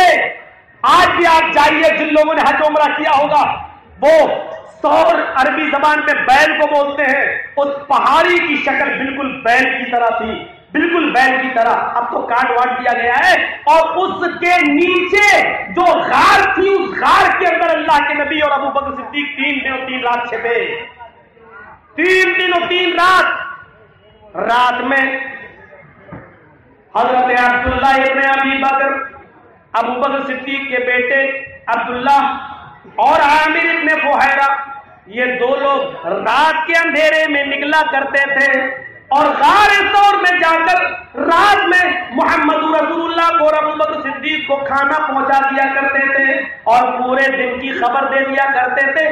آج مکے میں یہ چرچے چلے ہیں، اتنے لوگوں کی ٹولی آپ کو ڈھونڈنے کے لیے نکلی ہے، چاروں طرف ابھی اچھا ماحول نہیں ہے، ابھی یہیں چھپے رہیے، ابھی نہیں نکلنا ہے۔ تدبیر دیکھیے، انتظام دیکھیے، اپنی جان کو بچانے کے لیے انتظام دیکھیے، تدبیر دیکھیے۔ 3 دن 3 رات آپ اسی غار میں چھپے رہے، لیکن اتفاق بھی دیکھیے، 3 دن گزر جانے کے بعد یہ کافر بھی غار کے دروازے تک پہنچ گئے، پہاڑی کے اوپر چڑھے ہیں، پہاڑی کے اوپر۔ ابو بکر صدیق نے اوپر ایسے دیکھا، ان کے جوتے دکھائی دے رہے، ان کی شکلیں دکھائی دے رہے۔ جانتے ہیں ابو بکر صدیق نے جو الفاظ کہے ہیں، امام بخاری اس کو نقل کر لیتے ہیں، فرماتے ہیں، اے اللہ کے نبی، یہ کافر دروازے تک آ گئے، پہاڑی پر چڑھے ہیں، لو ان احدهم نظر تحت قدمیہ لابصرنا، اے اللہ کے نبی، اگر ان کافروں میں سے کسی نے بھی اپنے جوتوں کی طرف دیکھ لیا، ایسے کر کے اپنے پیروں پر نظر ڈال لی، تو ہم دیکھ لیے جائیں گے، ہم نظر آ جائیں گے۔ اب تو ہم پکڑ لیے گئے، اب تو ہم گرفت میں آ گئے۔ اب کیا ہونا چاہیے؟ تدبیر بھی کی، انتظام بھی کیا، یہاں چھپے بھی ہیں غار کے اندر، لیکن یہ تو پہاڑی تک چلے آئے۔ لو ان احدهم نظر تحت قدمیہ لابصرنا، اے اللہ کے نبی، اگر ان لوگوں میں سے کسی نے اپنے قدموں کے نیچے جھانک کر دیکھ لیا، اپنے پیروں کے نیچے جھانک کر دیکھ لیا، تو ہم نظر آ جائیں گے، ہم دیکھ لیے جائیں گے۔ نبی اکرم نے نظریں اوپر ڈالی، کافروں کو اپنی آنکھوں سے دیکھا، لیکن آپ نے روحاسو اور اداس اور غمگین ابو بکر کو ڈھارس بندھائی، فرمایا ابو بکر، ہم نے انتظام کر لیا، تدبیر کر لی، جو اللہ نے حکم دیا وہ میں نے کر لیا، جتنا ہم سے تدبیر ہو سکتی تھی ہم نے کر لی، اب ہم کیا کر سکتے ہیں؟ اب دیکھو یہ ہمارے پاس آ گئے ہیں، پہاڑی کے اوپر چڑھ گئے ہیں، لیکن اس موقع پر بھی ابو بکر صدیق کو ڈھارس بتا رہے ہیں، کہتے لا تحزن ان اللہ معنا، اے ابو بکر گھبراؤ نہیں، ہمارے ساتھ ہم 2 نہیں ہیں، ہمارا تیسرا اللہ ہے۔ اے ابو بکر گھبراؤ نہیں، ہمارے ساتھ ہمارا تیسرا اللہ ہے، انشاءاللہ کچھ نہیں ہوگا۔ یعنی پہلے تدبیر، پہلے انتظام، اور اس کے بعد انجام کو اللہ کے سپرد کر دیا۔ یہ ہے نبیوں کی سنت، توکل کے تعلق۔ کمپٹی پہ دشمن نے گولی رکھ دی، چلا کچھ نہیں ہوگا، کیوں؟ اللہ پہ ایمان ہے، اللہ پہ بھروسہ ہے۔ ایسا اللہ پہ بھروسہ تھوڑی ہے، پہلے تدبیر کرو، بچنے کا انتظام کرو۔ تمہیں معلوم ہے اس چوراہے پہ ہم جائیں گے، ہمارا دشمن کھڑا ہے، تو اس چوراہے پہ آپ مت جائیے، سارے انتظام کرنے کے بعد، تدبیر کرنے کے بعد پھر معاملے کو اللہ کے سپرد کر دینا چاہیے، اپنی طرف سے پوری کوشش۔ وہ حضرت حاجرہ کو دیکھیے، نظر ڈالیے، بیابان جنگل میں چھوڑ دیتے حضرت ابراہیم علیہ السلام اپنی بیوی حاجرہ کو اور اس معصوم چھوٹے شیر خوار دودھ پیتے بچے کو۔ حاجرہ اس میدان میں کہتی ہے، اے ابراہیم ہم یہاں رہیں گے، درخت تو ہے لیکن چڑیوں کی چہچہانے کی آواز بھی نہیں آتی ہے، پرندے بھی تو ایسی جگہ رہائش بناتے ہیں جہاں ان کو پانی آسانی سے مل جائے، یا تو دور تک پانی نہیں ہے۔ اے ابراہیم ہم اس بے آب و گیا وادی میں رکیں گے، ہم یہاں ٹھہریں گے، ہم یہاں رہیں گے۔ حضرت ابراہیم نے کہا ہم نہیں، تم اکیلی ہے۔ منظر دیکھیے، تم اکیلی ہے؟ نہیں، یہ کیسے ہو سکتا ہے؟ ارے ہم تو آپ کے ساتھ بھی اس جگہ پر رہنے کے لیے تیار نہیں، اور آپ کہہ رہے ہیں اکیلے؟ حضرت ابراہیم نے اپنی بیوی کو اور اپنے بچے اسماعیل کو چھوڑ دیا اور آگے جانے لگے۔ حاجرہ کے سمجھ رہی ہے کہ ابھی مذاق ہو رہا ہے، لیکن ابراہیم کو سیریس دیکھتی ہے، بچے کو زمین پر ڈالتی ہے اور ابراہیم کے پیچھے دوڑتی ہے، پیچھے سے دامن پکڑ کے کہتی ہے، ابراہیم کیا حقیقت میں مجھے چھوڑ کے جا رہے ہو؟ کہاں؟ اس جگہ پر مجھے اکیلے چھوڑ کے جا رہے ہو؟ ہاں۔ اسماعیل تو تمہیں معلوم ہے کہ ہمارے پاس کھانا پانی نہیں ہے، پھر بھی مجھے اکیلے چھوڑ کے جا رہے ہو؟ فرمایا ہاں۔ آئے ابراہیم کیا بات ہے؟ کیا حق کے زوجیت میں مجھے کبھی آپ نے نافرمان پایا ہے؟ کہا نہیں۔ رفیق حیات اس سفر میں، زندگی کے اس سفر میں کبھی میرے اندر کوئی کمی دیکھی ہے؟ کہا نہیں۔ آئے ابراہیم کیا بات ہے؟ زندگی کے سفر میں ہم اور آپ ساتھ ساتھ چلے، آج یہاں مجھے اکیلے چھوڑ کے جا رہے ہو؟ ابراہیم علیہ السلام نے کہا حاجرہ تمہارے سوال کا میرے پاس کوئی جواب نہیں۔ ہاتھ پیچھے سے جھٹکا، کہا تمہیں یہی رکنا پڑے گا، پھر چلے جا رہے ہیں، پیچھے ہو کر نہیں دیکھ رہے ہیں۔ حاجرہ نے پھر پیچھے بھاگتی ہوئی گئی اور پیچھے سے دامن کھینچا اور جو الفاظ ادا کیے وہ یہ، اے ابراہیم جا رہے ہو تو جاؤ، میں تمہیں روکوں گی نہیں، لیکن اتنا تو بتا دو، اِلَىٰ مَن تَتْرُكُنَا، اے ابراہیم مجھے کس کے سپرد کر کے جا رہے ہو؟ مجھے کس کے حوالے کر کے جا رہے ہو؟ قرآن کے الفاظ میں دیکھیے، مجھے کس کے سپرد کر کے جا رہے ہو؟ مجھے کس کے حوالے کر کے جا رہے ہو؟ جواب آتا ہے اِلَى اللَّهِ، اے حاجرہ میں نے تجھے اور اس بچے کو اللہ کے سپرد کر دیا ہے۔ اب دیکھیے، ایک فرما بردار بیوی جنگل میں، آپ کی بیوی تو ٹرین میں سفر نہیں کر پائے گی اکیلی، بیابان جنگل، بے آب و گیا وادی، کس کے سپرد کا؟ اللہ کے۔ بیوی نے دامن چھوڑ دیا پیچھے سے اور جو الفاظ ادا کیے وہ قرآن کہتا ہے اِذًا لَا يُضِيعُونَ اللَّهُ أَبَدًا۔ اب آپ جائیے جہاں جانا ہو، آپ نے مجھے اللہ کے سپرد کر دیا ہے، آپ نے مجھے اللہ کے حوالے کر دیا ہے۔ اِذًا لَا يُضِيعُونَ اللَّهُ أَبَدًا، ہمارا رب ہم کو ضائع نہیں کرے گا، ہمارا رب ہم کو برباد نہیں کرے گا۔ جائیے، اللہ پہ بھروسہ، کیا کہتی ہمارا رب ہم کو ضائع نہیں کرے گا۔ اب بیٹھی نہیں رہی اپنے بیٹے اسماعیل کے پاس، پانی نہیں ہے کہاں سے اللہ دے گا، بیٹھی نہیں رہی، اسماعیل کو دیکھتی ہیں انگوٹھے چوس رہا ہے، 2-3 دن کے بعد ہونٹوں پہ پپڑیاں جمی ہوئی ہیں، پانی جتنا تھا ختم ہو چکا ہے، ستو جتنا تھا ختم ہو چکا ہے، ماں جب تک کچھ کھائے گی نہیں اس کے پستان میں دودھ بھی تو نہیں بنے گا۔ بچے کو دودھ پلانے کے لیے ماں کو بھی تو کھانا پانی ضروری ہے، لیکن کھانا ختم ہو چکا ہے۔ قرآن کہتا ہے حضرت حاجرہ نے اپنے بچے کے ہونٹوں پر پپڑیاں دیکھی، پیاس کی شدت ہے تو وہ دوڑ لگانے لگتی ہے، اس نے دیکھا دائیں بائیں اس کو ایک پہاڑی نظر آتی ہے، میڈیا والوں لکھو حاجرہ کو ایک پہاڑی نظر آتی ہے، حاجرہ دوڑتی ہوئی اس پہاڑی کے اوپر چڑھ جاتی ہے، اس پہاڑی کے نیچے جھانک کر دیکھتی ہے، اللہ کوئی بستی نظر آ جائے، کوئی گاؤں نظر آ جائے، میں نیچے اتر جاؤں اور اس بستی سے تھوڑا سا پانی لے آؤں اور اپنے بچے کو پلا دوں، لیکن کوئی بستی نظر نہیں آتی ہے، کوئی قافلہ نظر آ جائے میں اس سے تھوڑا سا پانی لے لوں اور اپنے بچے کو پلا دوں، نہ قافلہ نظر آ رہا ہے نہ کوئی بستی نظر آ رہی ہے۔ हाजरा ने उस पहाड़ी से हटकर दूसरी पहाड़ी पर नजर डाली, जिस पहाड़ी पे चढ़ी थी वो सफा कहलाती है। वहां से फिर दौड़ लगाई और फिर मरवा पहाड़ी पर आ जाती है।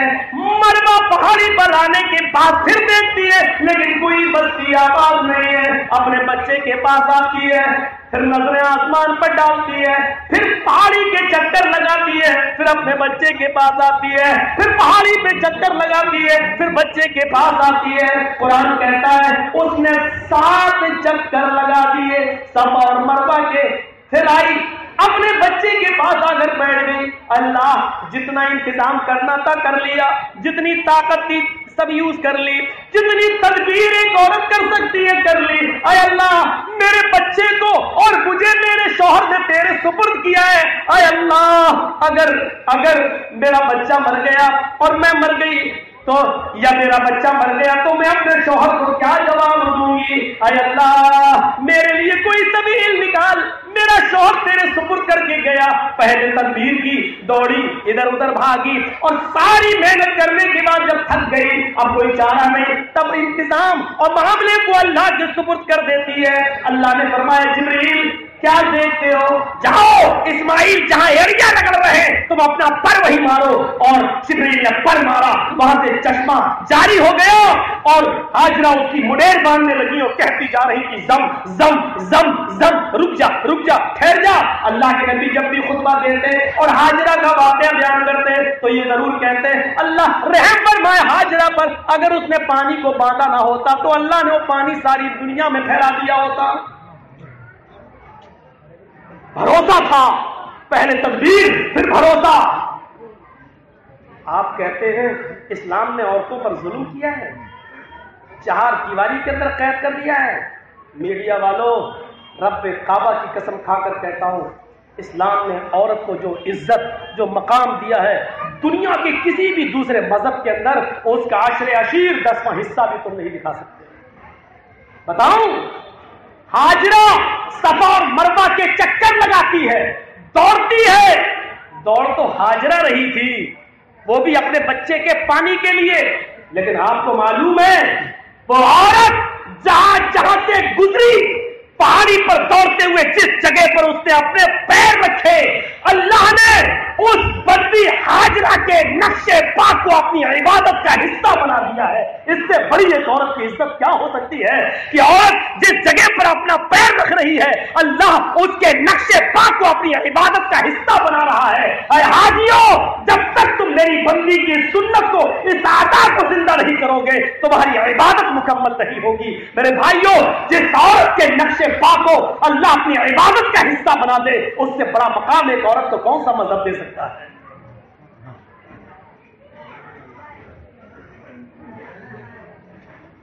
अशरे अशीर भी नहीं, एक औरत के नक्शे पाक को इबादत का हिस्सा बना दिया। जब तक, और उसी स्टाइल में जहां हाजरा तेज दौड़ी तुम्हें भी तेज दौड़ना है। हाँ, इबादत का हिस्सा बना दिया। ये तवक्कुल है। मेरे भाइयों, मैं जानता हूं कि बड़ी तेजी से वक्त जाता है। हाँ, जरा एक वाकया सुनिए तवक्कुल। कौम बनी इसराइल अभी बोल रहे हो, बाद में अभी कह दो कि प्रेशर आ रहा है। कौम बनी इसराइल के अंदर एक शख्स था,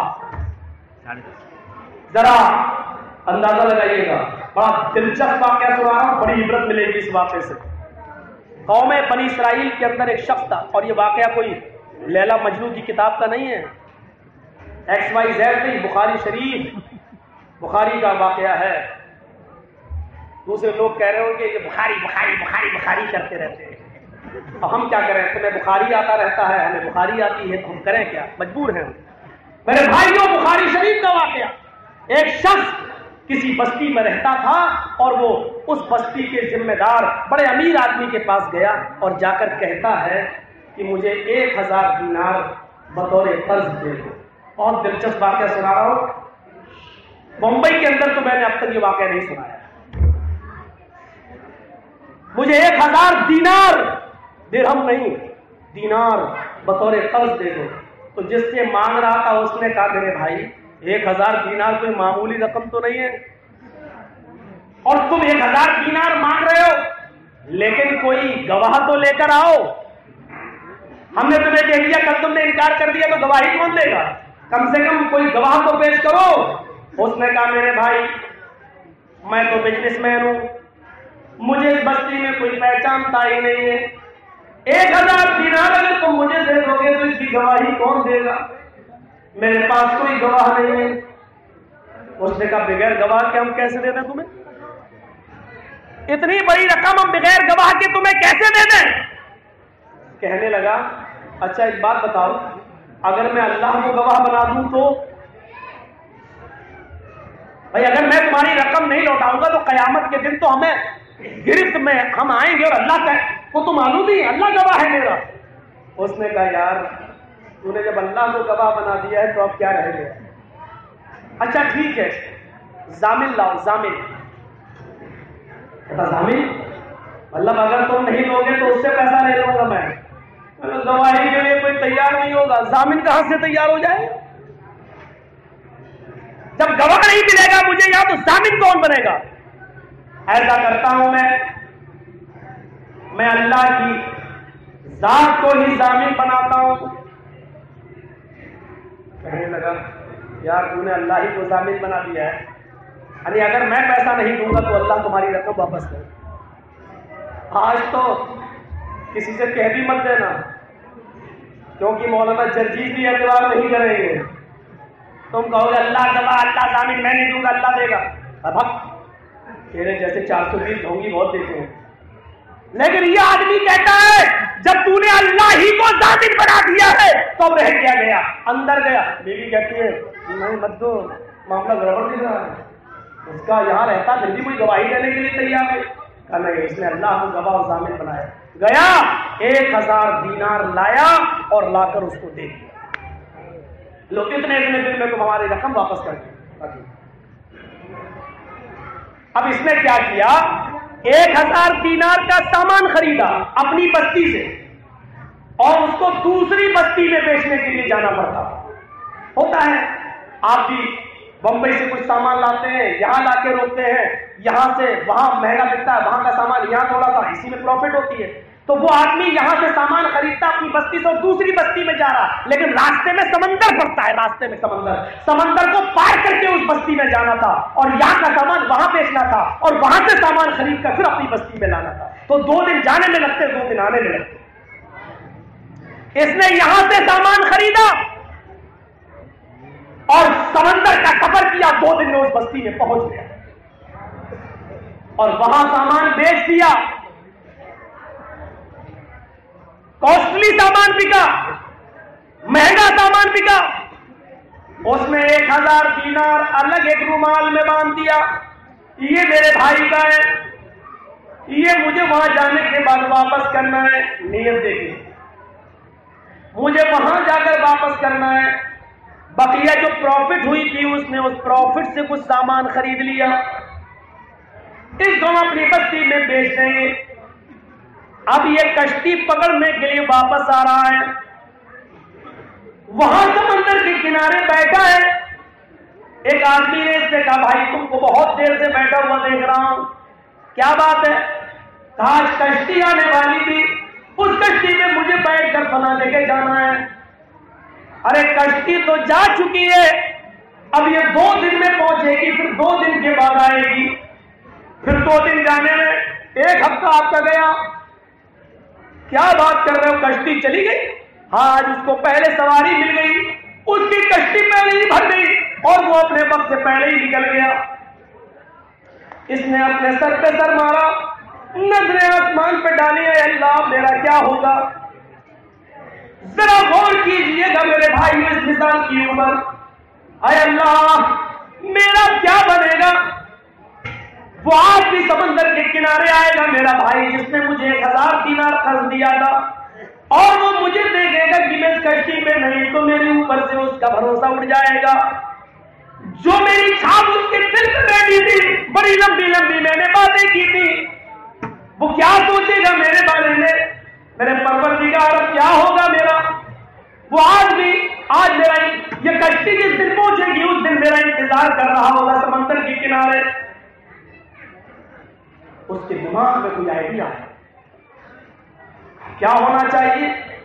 بخاری شریف کی حدیث کے الفاظ ہیں، اس کی نظر ایک لکڑی کے اوپر پڑتی ہے، اس نے اس لکڑی کو اٹھا لیا اور کسی نکیلی چیز سے اس لکڑی کو کھوکھلا کر دیا، اس لکڑی کو بیچ سے کھوکھلا کر دیا، اور اسی لکڑی کے اندر 1000 دینار بھر دیے۔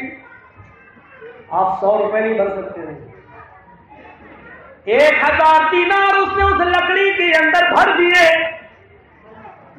اور اس نے ایک پرچی بھی لکھ کر اسی لکڑی کے اندر رکھ دی، اور چاروں طرف سے اس لکڑی کو پیک کر دیا، اور پیک کرنے کے بعد اس لکڑی کو وہ لے کر سمندر کے کنارے آتا ہے، پانی کی تیز لہریں دیکھ رہا ہے۔ یہاں الفاظ پر غور کیجئے، اس نے اس لکڑی کو پانی میں چھوڑنے سے پہلے ایسے پکڑے ہوئے، ایسے چھوڑنے سے پہلے آسمان پہ نظریں ڈالی۔ بخاری شریف کی حدیث کے الفاظ ہیں، اس نے اپنے رب کی طرف نظر ڈالی، آسمان پر نظریں ڈالی، اور لکڑی کو چھوڑنے سے پہلے کہا اللہم انک تعلم انی کنت تسلطت الف دینار فسالنی شہیدا فقلت کفی باللہ شہیدا فرضی بک فسالنی کفیلا فقلت کفی باللہ کفیلا فرضی بک۔ ان الفاظوں پر غور کرو، بخاری شریف کی روایت ہے، اس نے اس لکڑی کو چھوڑنے سے پہلے کہا اے اللہ تو اچھی طرح جانتا ہے، اے اللہ تو اچھی طرح جانتا ہے، اللہم انک تعلم، اے اللہ تو اچھی طریقے سے جانتا ہے، انی کنت تسلطت الف دینار، میرے اوپر 1000 دینار چڑھے ہوئے ہیں، میرے اوپر میرے بھائی کا 1000 دینار چڑھا ہوا ہے، انی کنت تسلطت الف دینار، 1000 دینار کا میں مقروض ہوں۔ اے میرے پروردگار تو اچھی طریقے سے جانتا ہے، جب میں نے اپنے بھائی سے 1000 دینار مانگا فسالنی شہیدا، تو اس نے مجھ سے گواہ مانگا تھا، اس نے مجھ سے گواہی مانگی تھی، فقلت کفی باللہ شہیدا، تو میں نے اس سے کہا تھا کہ اللہ کی گواہی کافی ہے، اللہ کی گواہی کافی ہے، فرضی بک، جب میں نے تجھے گواہ بنایا تو وہ تیری گواہی پر راضی ہو گیا تھا، فرضی بک، وہ اس سے راضی ہو گیا تھا، فسالنی کفیلا، اس نے مجھ سے ضامن مانگا، ضمانتی مانگا، اے اللہ جب اس نے مجھ سے ضامن مانگا فقلت کفی باللہ کفیلا، تو میں نے اس کو بولا کہ اللہ کی ضمانت کافی ہے، اللہ میرا ضامن ہے، فرضی بک، تو وہ تیری ضمانت پر بھی راضی ہو گیا۔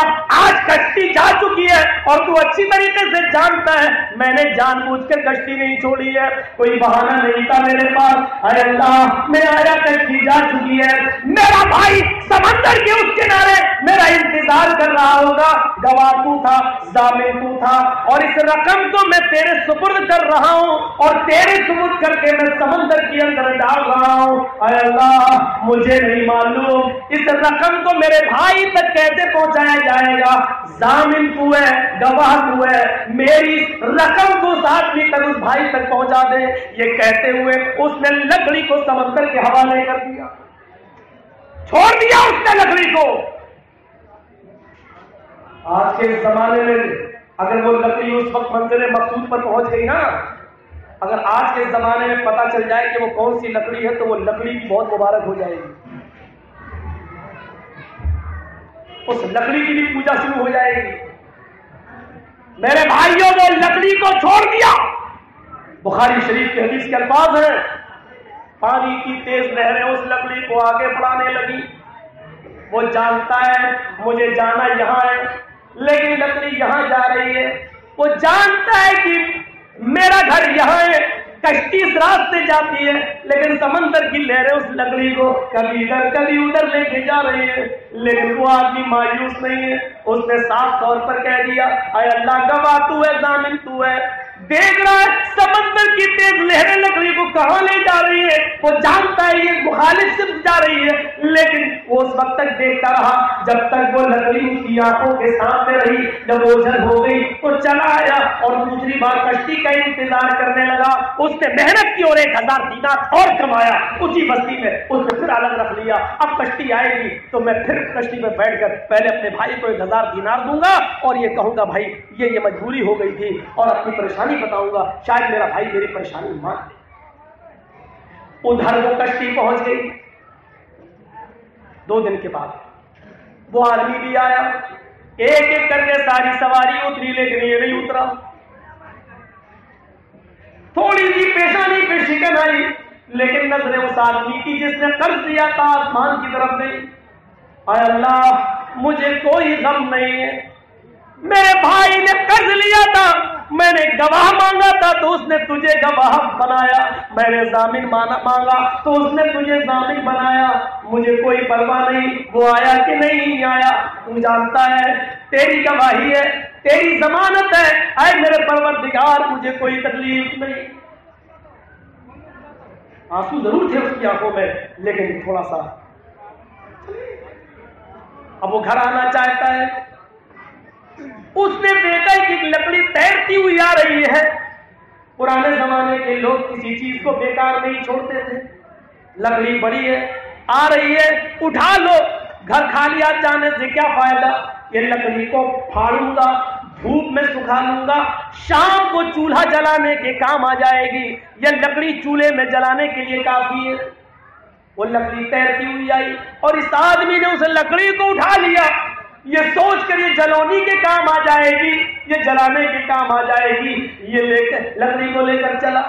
دروازہ کھٹکھڑایا، اندر گھسا، السلام علیکم، بیوی نے کہا وعلیکم السلام، کیا ہوا؟ صاحب وہ نہیں آیا، وہ گئے تھے 1000 دینار لینے، لے کے آ گئے لکڑی۔ اچھا بیویوں کی جملے بڑے خطرناک ہوتے ہیں، طنز بہت خطرناک ہوتا ہے، اور آدمی سب سے زیادہ بیچارہ اپنے گھر سے پریشان ہوتا ہے۔ 50 آدمی گالی دیتے تو کوئی فرق نہیں، بیوی نے ایک طنز مار دیا تو ایسا لگتا ہے جیسے بلڈوزر چلا دیا ہو۔ اور حقیقت ہے، نہیں میرا ذاتی معاملہ نہیں ہے، یہ سب کا گھر گھر کا معاملہ ہے۔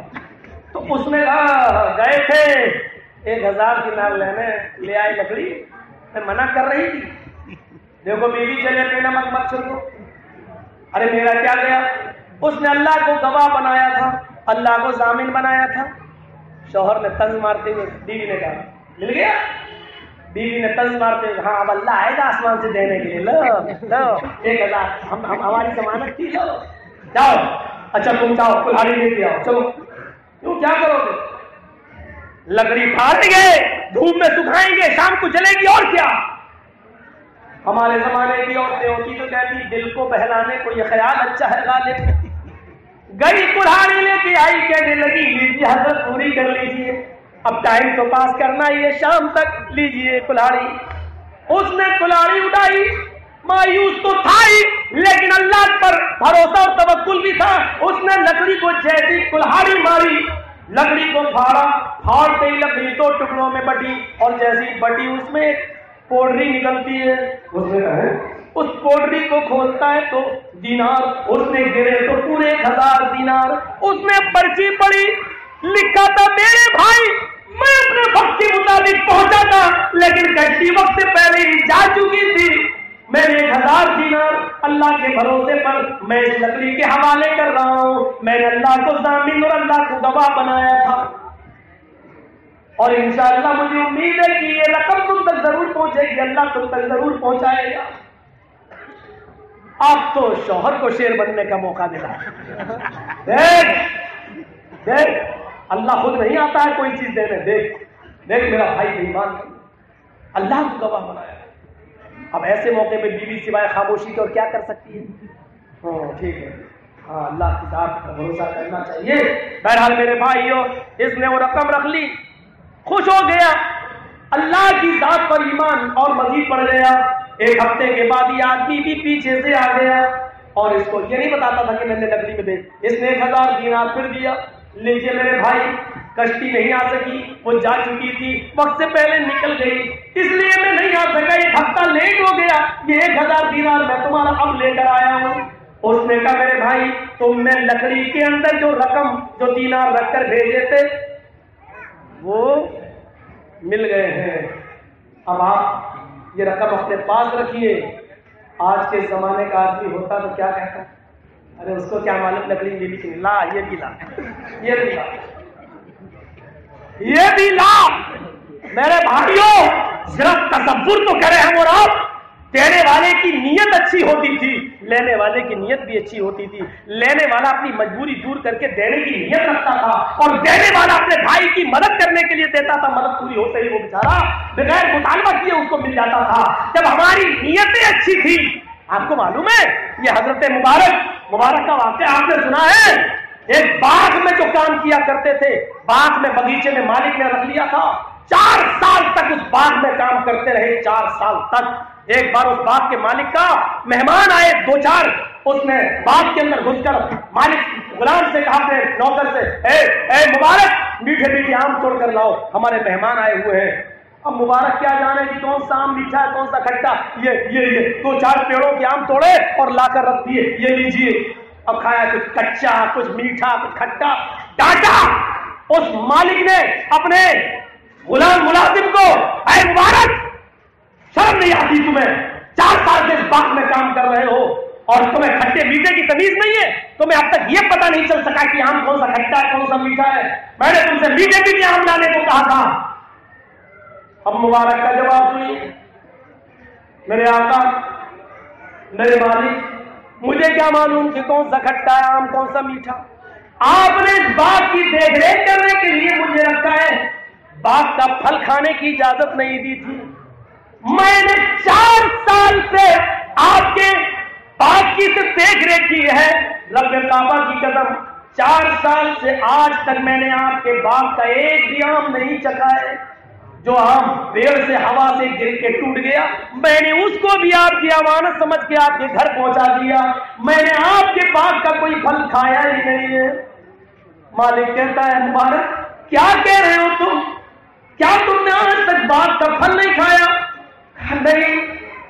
اپنے ملازم سے خوش ہوا اور رات میں اپنی بیوی سے کہتا ہے کہ مالک کیوں نہ میں اپنی بیٹی کی شادی کر دوں۔ بیوی بولی اس سے اچھی کیا بات ہے، بیٹی جوان ہو چکی، کوئی لڑکا دیکھا؟ ہاں کون؟ وہ ہمارے باغ کا ملازم۔ کیا بات کر رہے ہو، ملازم سے شادی کرو گے؟ کہا جس نے میرے باغ کی اتنی حفاظت کی ہو، ایک آم پر بھی کسی غیر کی نظر نہ پڑنے دی ہو، وہ ہماری بیٹی کی کتنی حفاظت کرے گا، ہماری بیٹی کو کتنی اچھی طریقے سے رکھے گا۔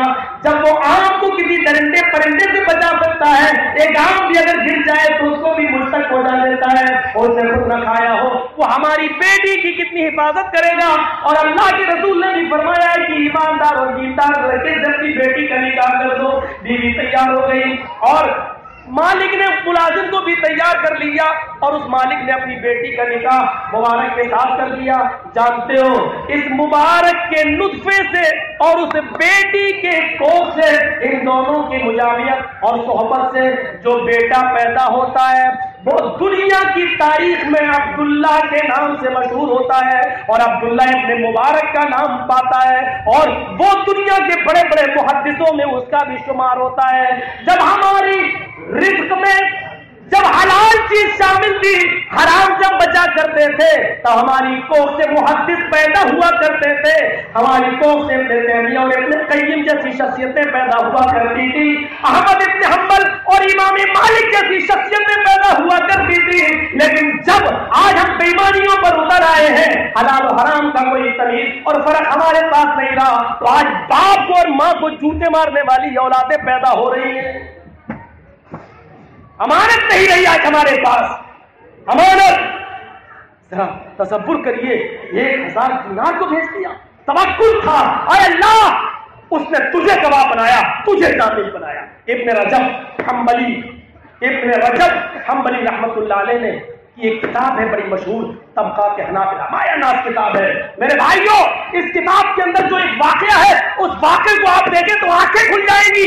اللہ تعالیٰ کس طریقے سے راستے ہموار کرتے دیکھتا ہے مکے کی ایک گلیوں میں ایک نوجوان پریشان گھوم رہا ہے. نام ہے ابو بکر محمد ابن عبد الباقی.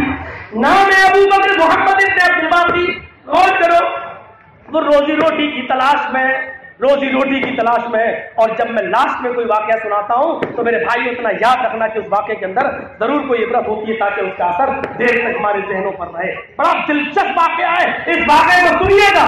ابن رجب حنبلی نے طبقات حنابلہ میں لکھا کہ ابو بکر محمد ابن عبد الباقی مکے کی گلیوں میں 2-3 دن سے بھوکا پیاسا کاروبار بزنس یا کسی کام دھندے کی تلاش میں پھر رہا تھا، لیکن اس کو کوئی کام نہیں مل رہا تھا. وہ مسجد میں نماز پڑھتا، چہرہ بنا ہوا تھا، کسی کے سامنے ہاتھ نہیں پھیلاتا، لیکن یہ سوچ رہا تھا شاید کسی کی نظر میرے چہرے پر پڑے اور کوئی مجھے کھانا کھلا دے، لیکن کوئی اس کو کھانے کے لیے بھی نہیں پوچھ رہا تھا. کوئی کیا جانے کہ پریشان ہو گیا، لیکن یہ کہہ بھی نہیں رہا ہے. 3 دن بھوکے پیاسے ہو گئے، نماز ایک ٹائم کی بھی نہیں چھوڑ رہا ہے. یہ بیچارہ پھر چوتھے دن کام کی تلاش میں نکلا، لیکن کام تو نہیں ملا.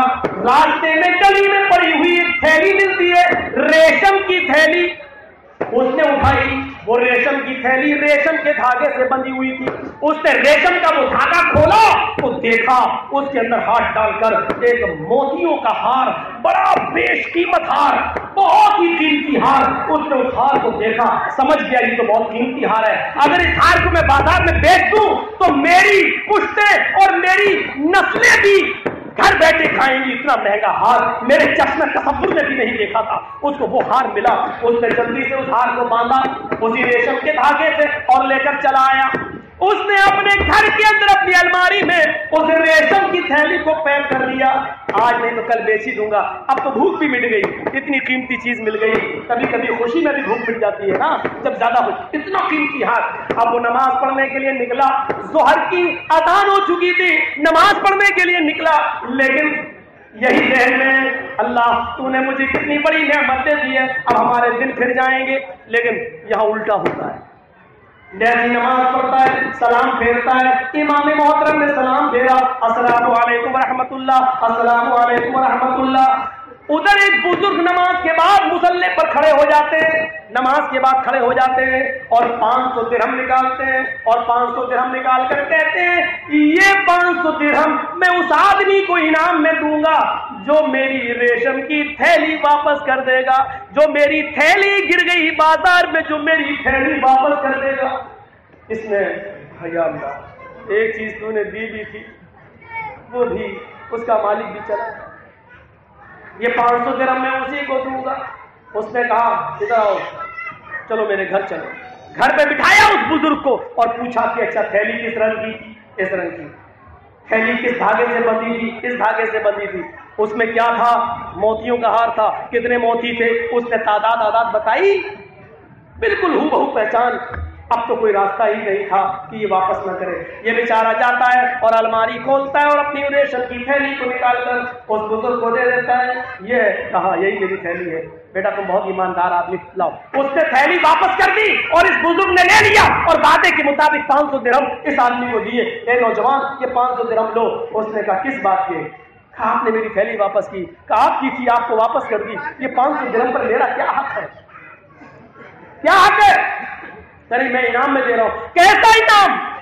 آپ یہ انعام مجھے صرف اس لیے دے رہے ہیں کیونکہ میں نے آپ کی، ارے یہ تو اللہ نے میرے لیے آسان کر دیا ہے کیونکہ اس کا لوٹانا میرے اوپر ضروری تھا اور اللہ نے میرے گھر اس ہار کے مالک کو بھیج دیا. جب میں نے کوئی محنت ہی نہیں کی تو میں 500 درہم کیوں لوں؟ اس بزرگ نے بہت اصرار کیا، کہا تم بھوکے ہو پیاسے ہو، 500 درہم سے تمہیں بہت فائدہ مل جائے گا. اس نے کہا نہیں اللہ دیکھ رہا ہے میں اس نتیجے پہ نہیں پہنچ پا رہا ہوں کہ یہ رقم میرے لیے جائز ہے یا ناجائز. جب میں نے محنت ہی نہیں کی تو کیوں لوں؟ یہ حالات تھا، میں نے آپ کو واپس کر دیا تو 500 درہم میرا حق نہیں بنتا ہے. بزرگ نے بہت دیا لیکن اس نے لینے سے انکار کر دیا اور وہ بزرگ بیچارہ دیتا ہی رہ گیا لیکن نہیں لیا. مایوس ہو گیا بزرگ اور واپس 500 درہم بھی لے کر چلا آیا. 4 سال تک یہ نوجوان اسی مکے میں رہتا ہے. کبھی کام مل گیا کما لیا، کبھی نہیں ملا بھوکا پیاسا رہا، کبھی کسی نے کھلا دیا پلا دیا. 4 سال کے بعد اس کو سفر پیش آیا اور سمندر کا سفر کرنا تھا، اس کو دوسرے شہر میں جانا تھا. یہ کشتی میں پانی کے جہاز میں بیٹھ گیا. 4-5 دن کا راستہ تھا. सत्तू लेकर बैठ जाता है। और जब ये कश्ती बीचों बीच समंदर में पहुंचती है, एक तूफान आ जाता है, सैलाब आ जाता है, एक तूफान ने घेर लिया है और कश्ती पानी के अंदर, जो समंदर के अंदर चल रही थी, वो टूट जाती है। जितने भी पैसेंजर, जितने भी सवारी उसमें बैठी थी, एक एक करके सब डूब के मर जाते हैं। जितने भी सवारी बैठी हुई थी सब डूब के मर गए, एक भी नहीं बचा। ये आदमी अबू बकर मोहम्मद, काजी अबू बकर मोहम्मद एक तख्ते को पकड़े हुए हैं और उसी तख्ते पर बैठ जाते हैं और उसी तख्ते को मजबूती से पकड़े हुए हैं।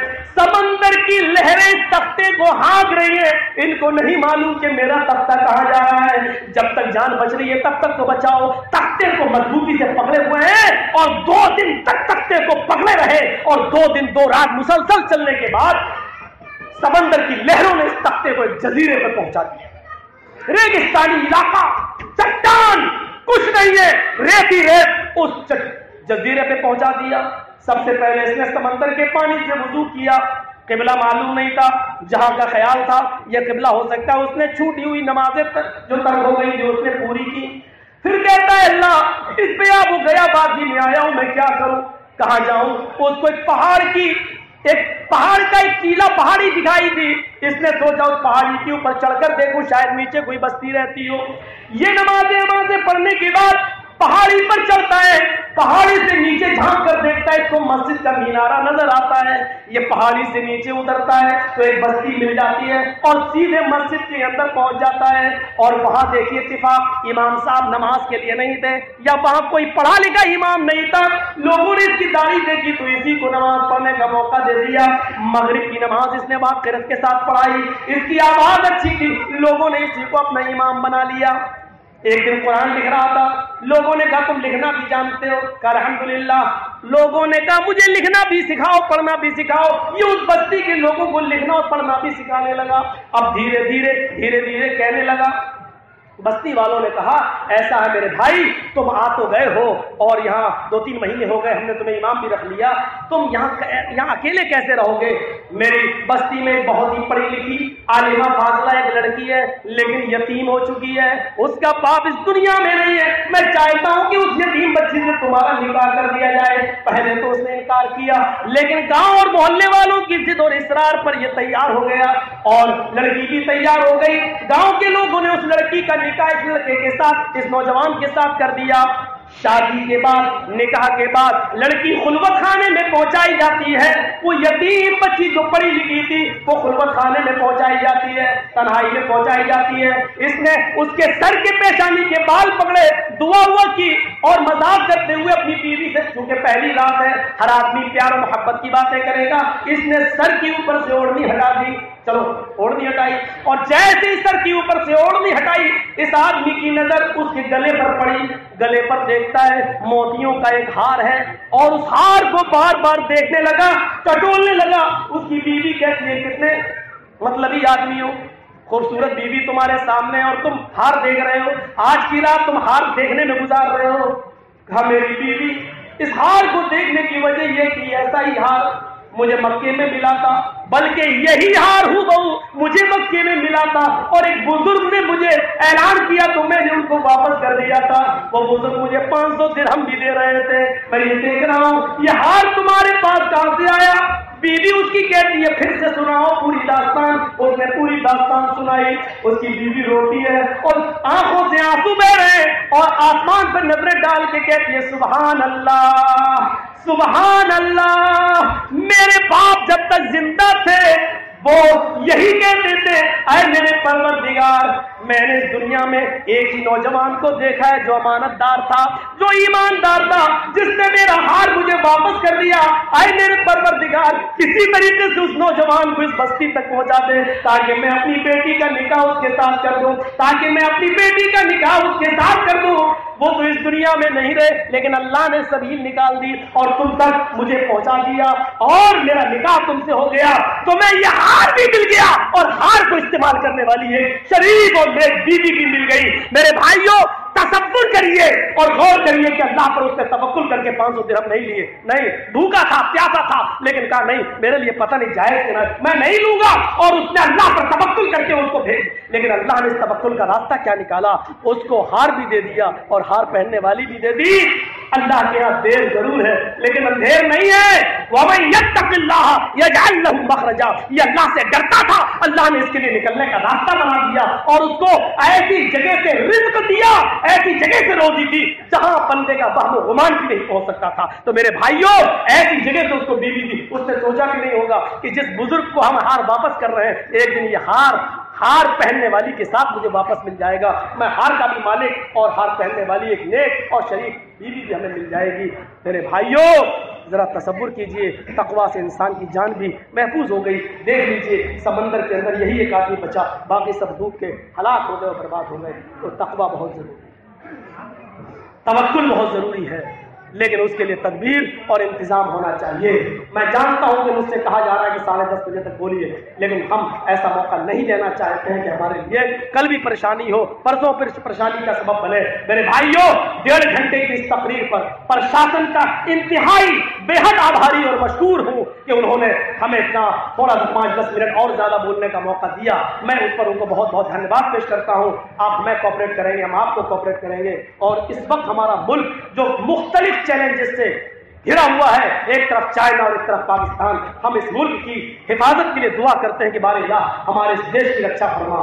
अल्लाह हमारे इस देश को बात अपने अंदरूनी मामलों से भी बचा ले, और बाहर जो हमारे मुल्क को पूरी नजर से देखते हैं अल्लाह उनको भी ऐसा बुद्धि प्रदान फरमा और हमें इस देश की रक्षा करने की तौफीक अता फरमा और हमारे देश को मजबूत बना दे, और हम सबको, देशवासियों को, हिंदू मुस्लिम सिख ईसाई सबको आपस में भाई भाई बनकर रहने की तौफीक अता फरमा। मेरे भाइयों, तवक्कुल अल्लाह के साथ कल इंशाअल्लाह हमारा टॉपिक रहेगा इबादत की रूह क्या है, इबादत किस तरीके से होनी चाहिए। कल इस टॉपिक पर मैं इंशाअल्लाह खिताब करूंगा।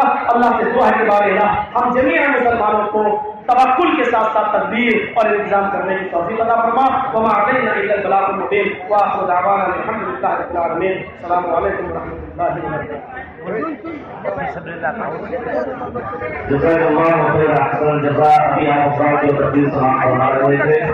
हमारे वालिद भाई जो मस्जिद की तामीर के साथ उसी सबिलिल्लाह के लिए जो है खड़े जगह जगह पर आप उसकी तामीर करते रहे, जगह जगह पर जो है हमारे समाज से भाई खड़े हैं इस सबिलिल्लाह के लिए अल्लाह ताला नबी के रास्ते में इस्तेमाल को पसंद करें, भरपूर तामीर करते हैं। दूसरी चीज ये कि हमारे समाज से यहाँ पे कैलेंडर है, स्टोर लगा हुआ है, उस कैलेंडर के अंदर नमाज का टाइम टेबल और नबिया भी मौजूद है।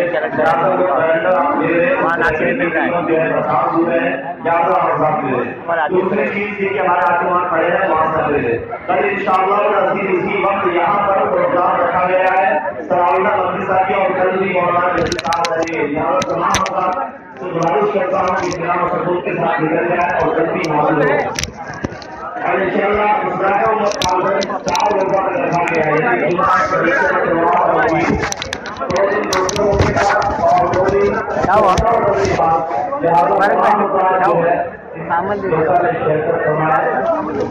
और गाड़ी की जगह बताओ कि जल्दी से जल्दी निकल जाए, खराबी रोड रुक जाए।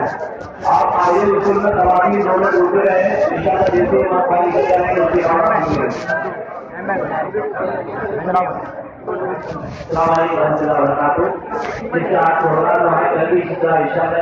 होगा कल मौलाना साहब होंगे और मौलाना जगदीश साहब होंगे, फिर हमारा फिर उसके आगे और भी 2-3 प्रोग्राम यानी टोटल 4 प्रोग्राम है, यानी आज कल परसों वहाँ पर मौलाना जगदीश साहब है और जगदीश साहब है। ज्यादा कोशिश गुजारिश है कबड्डी को इंतजार किया गया, कबड्डी के साथ आइएगा और इस बात के और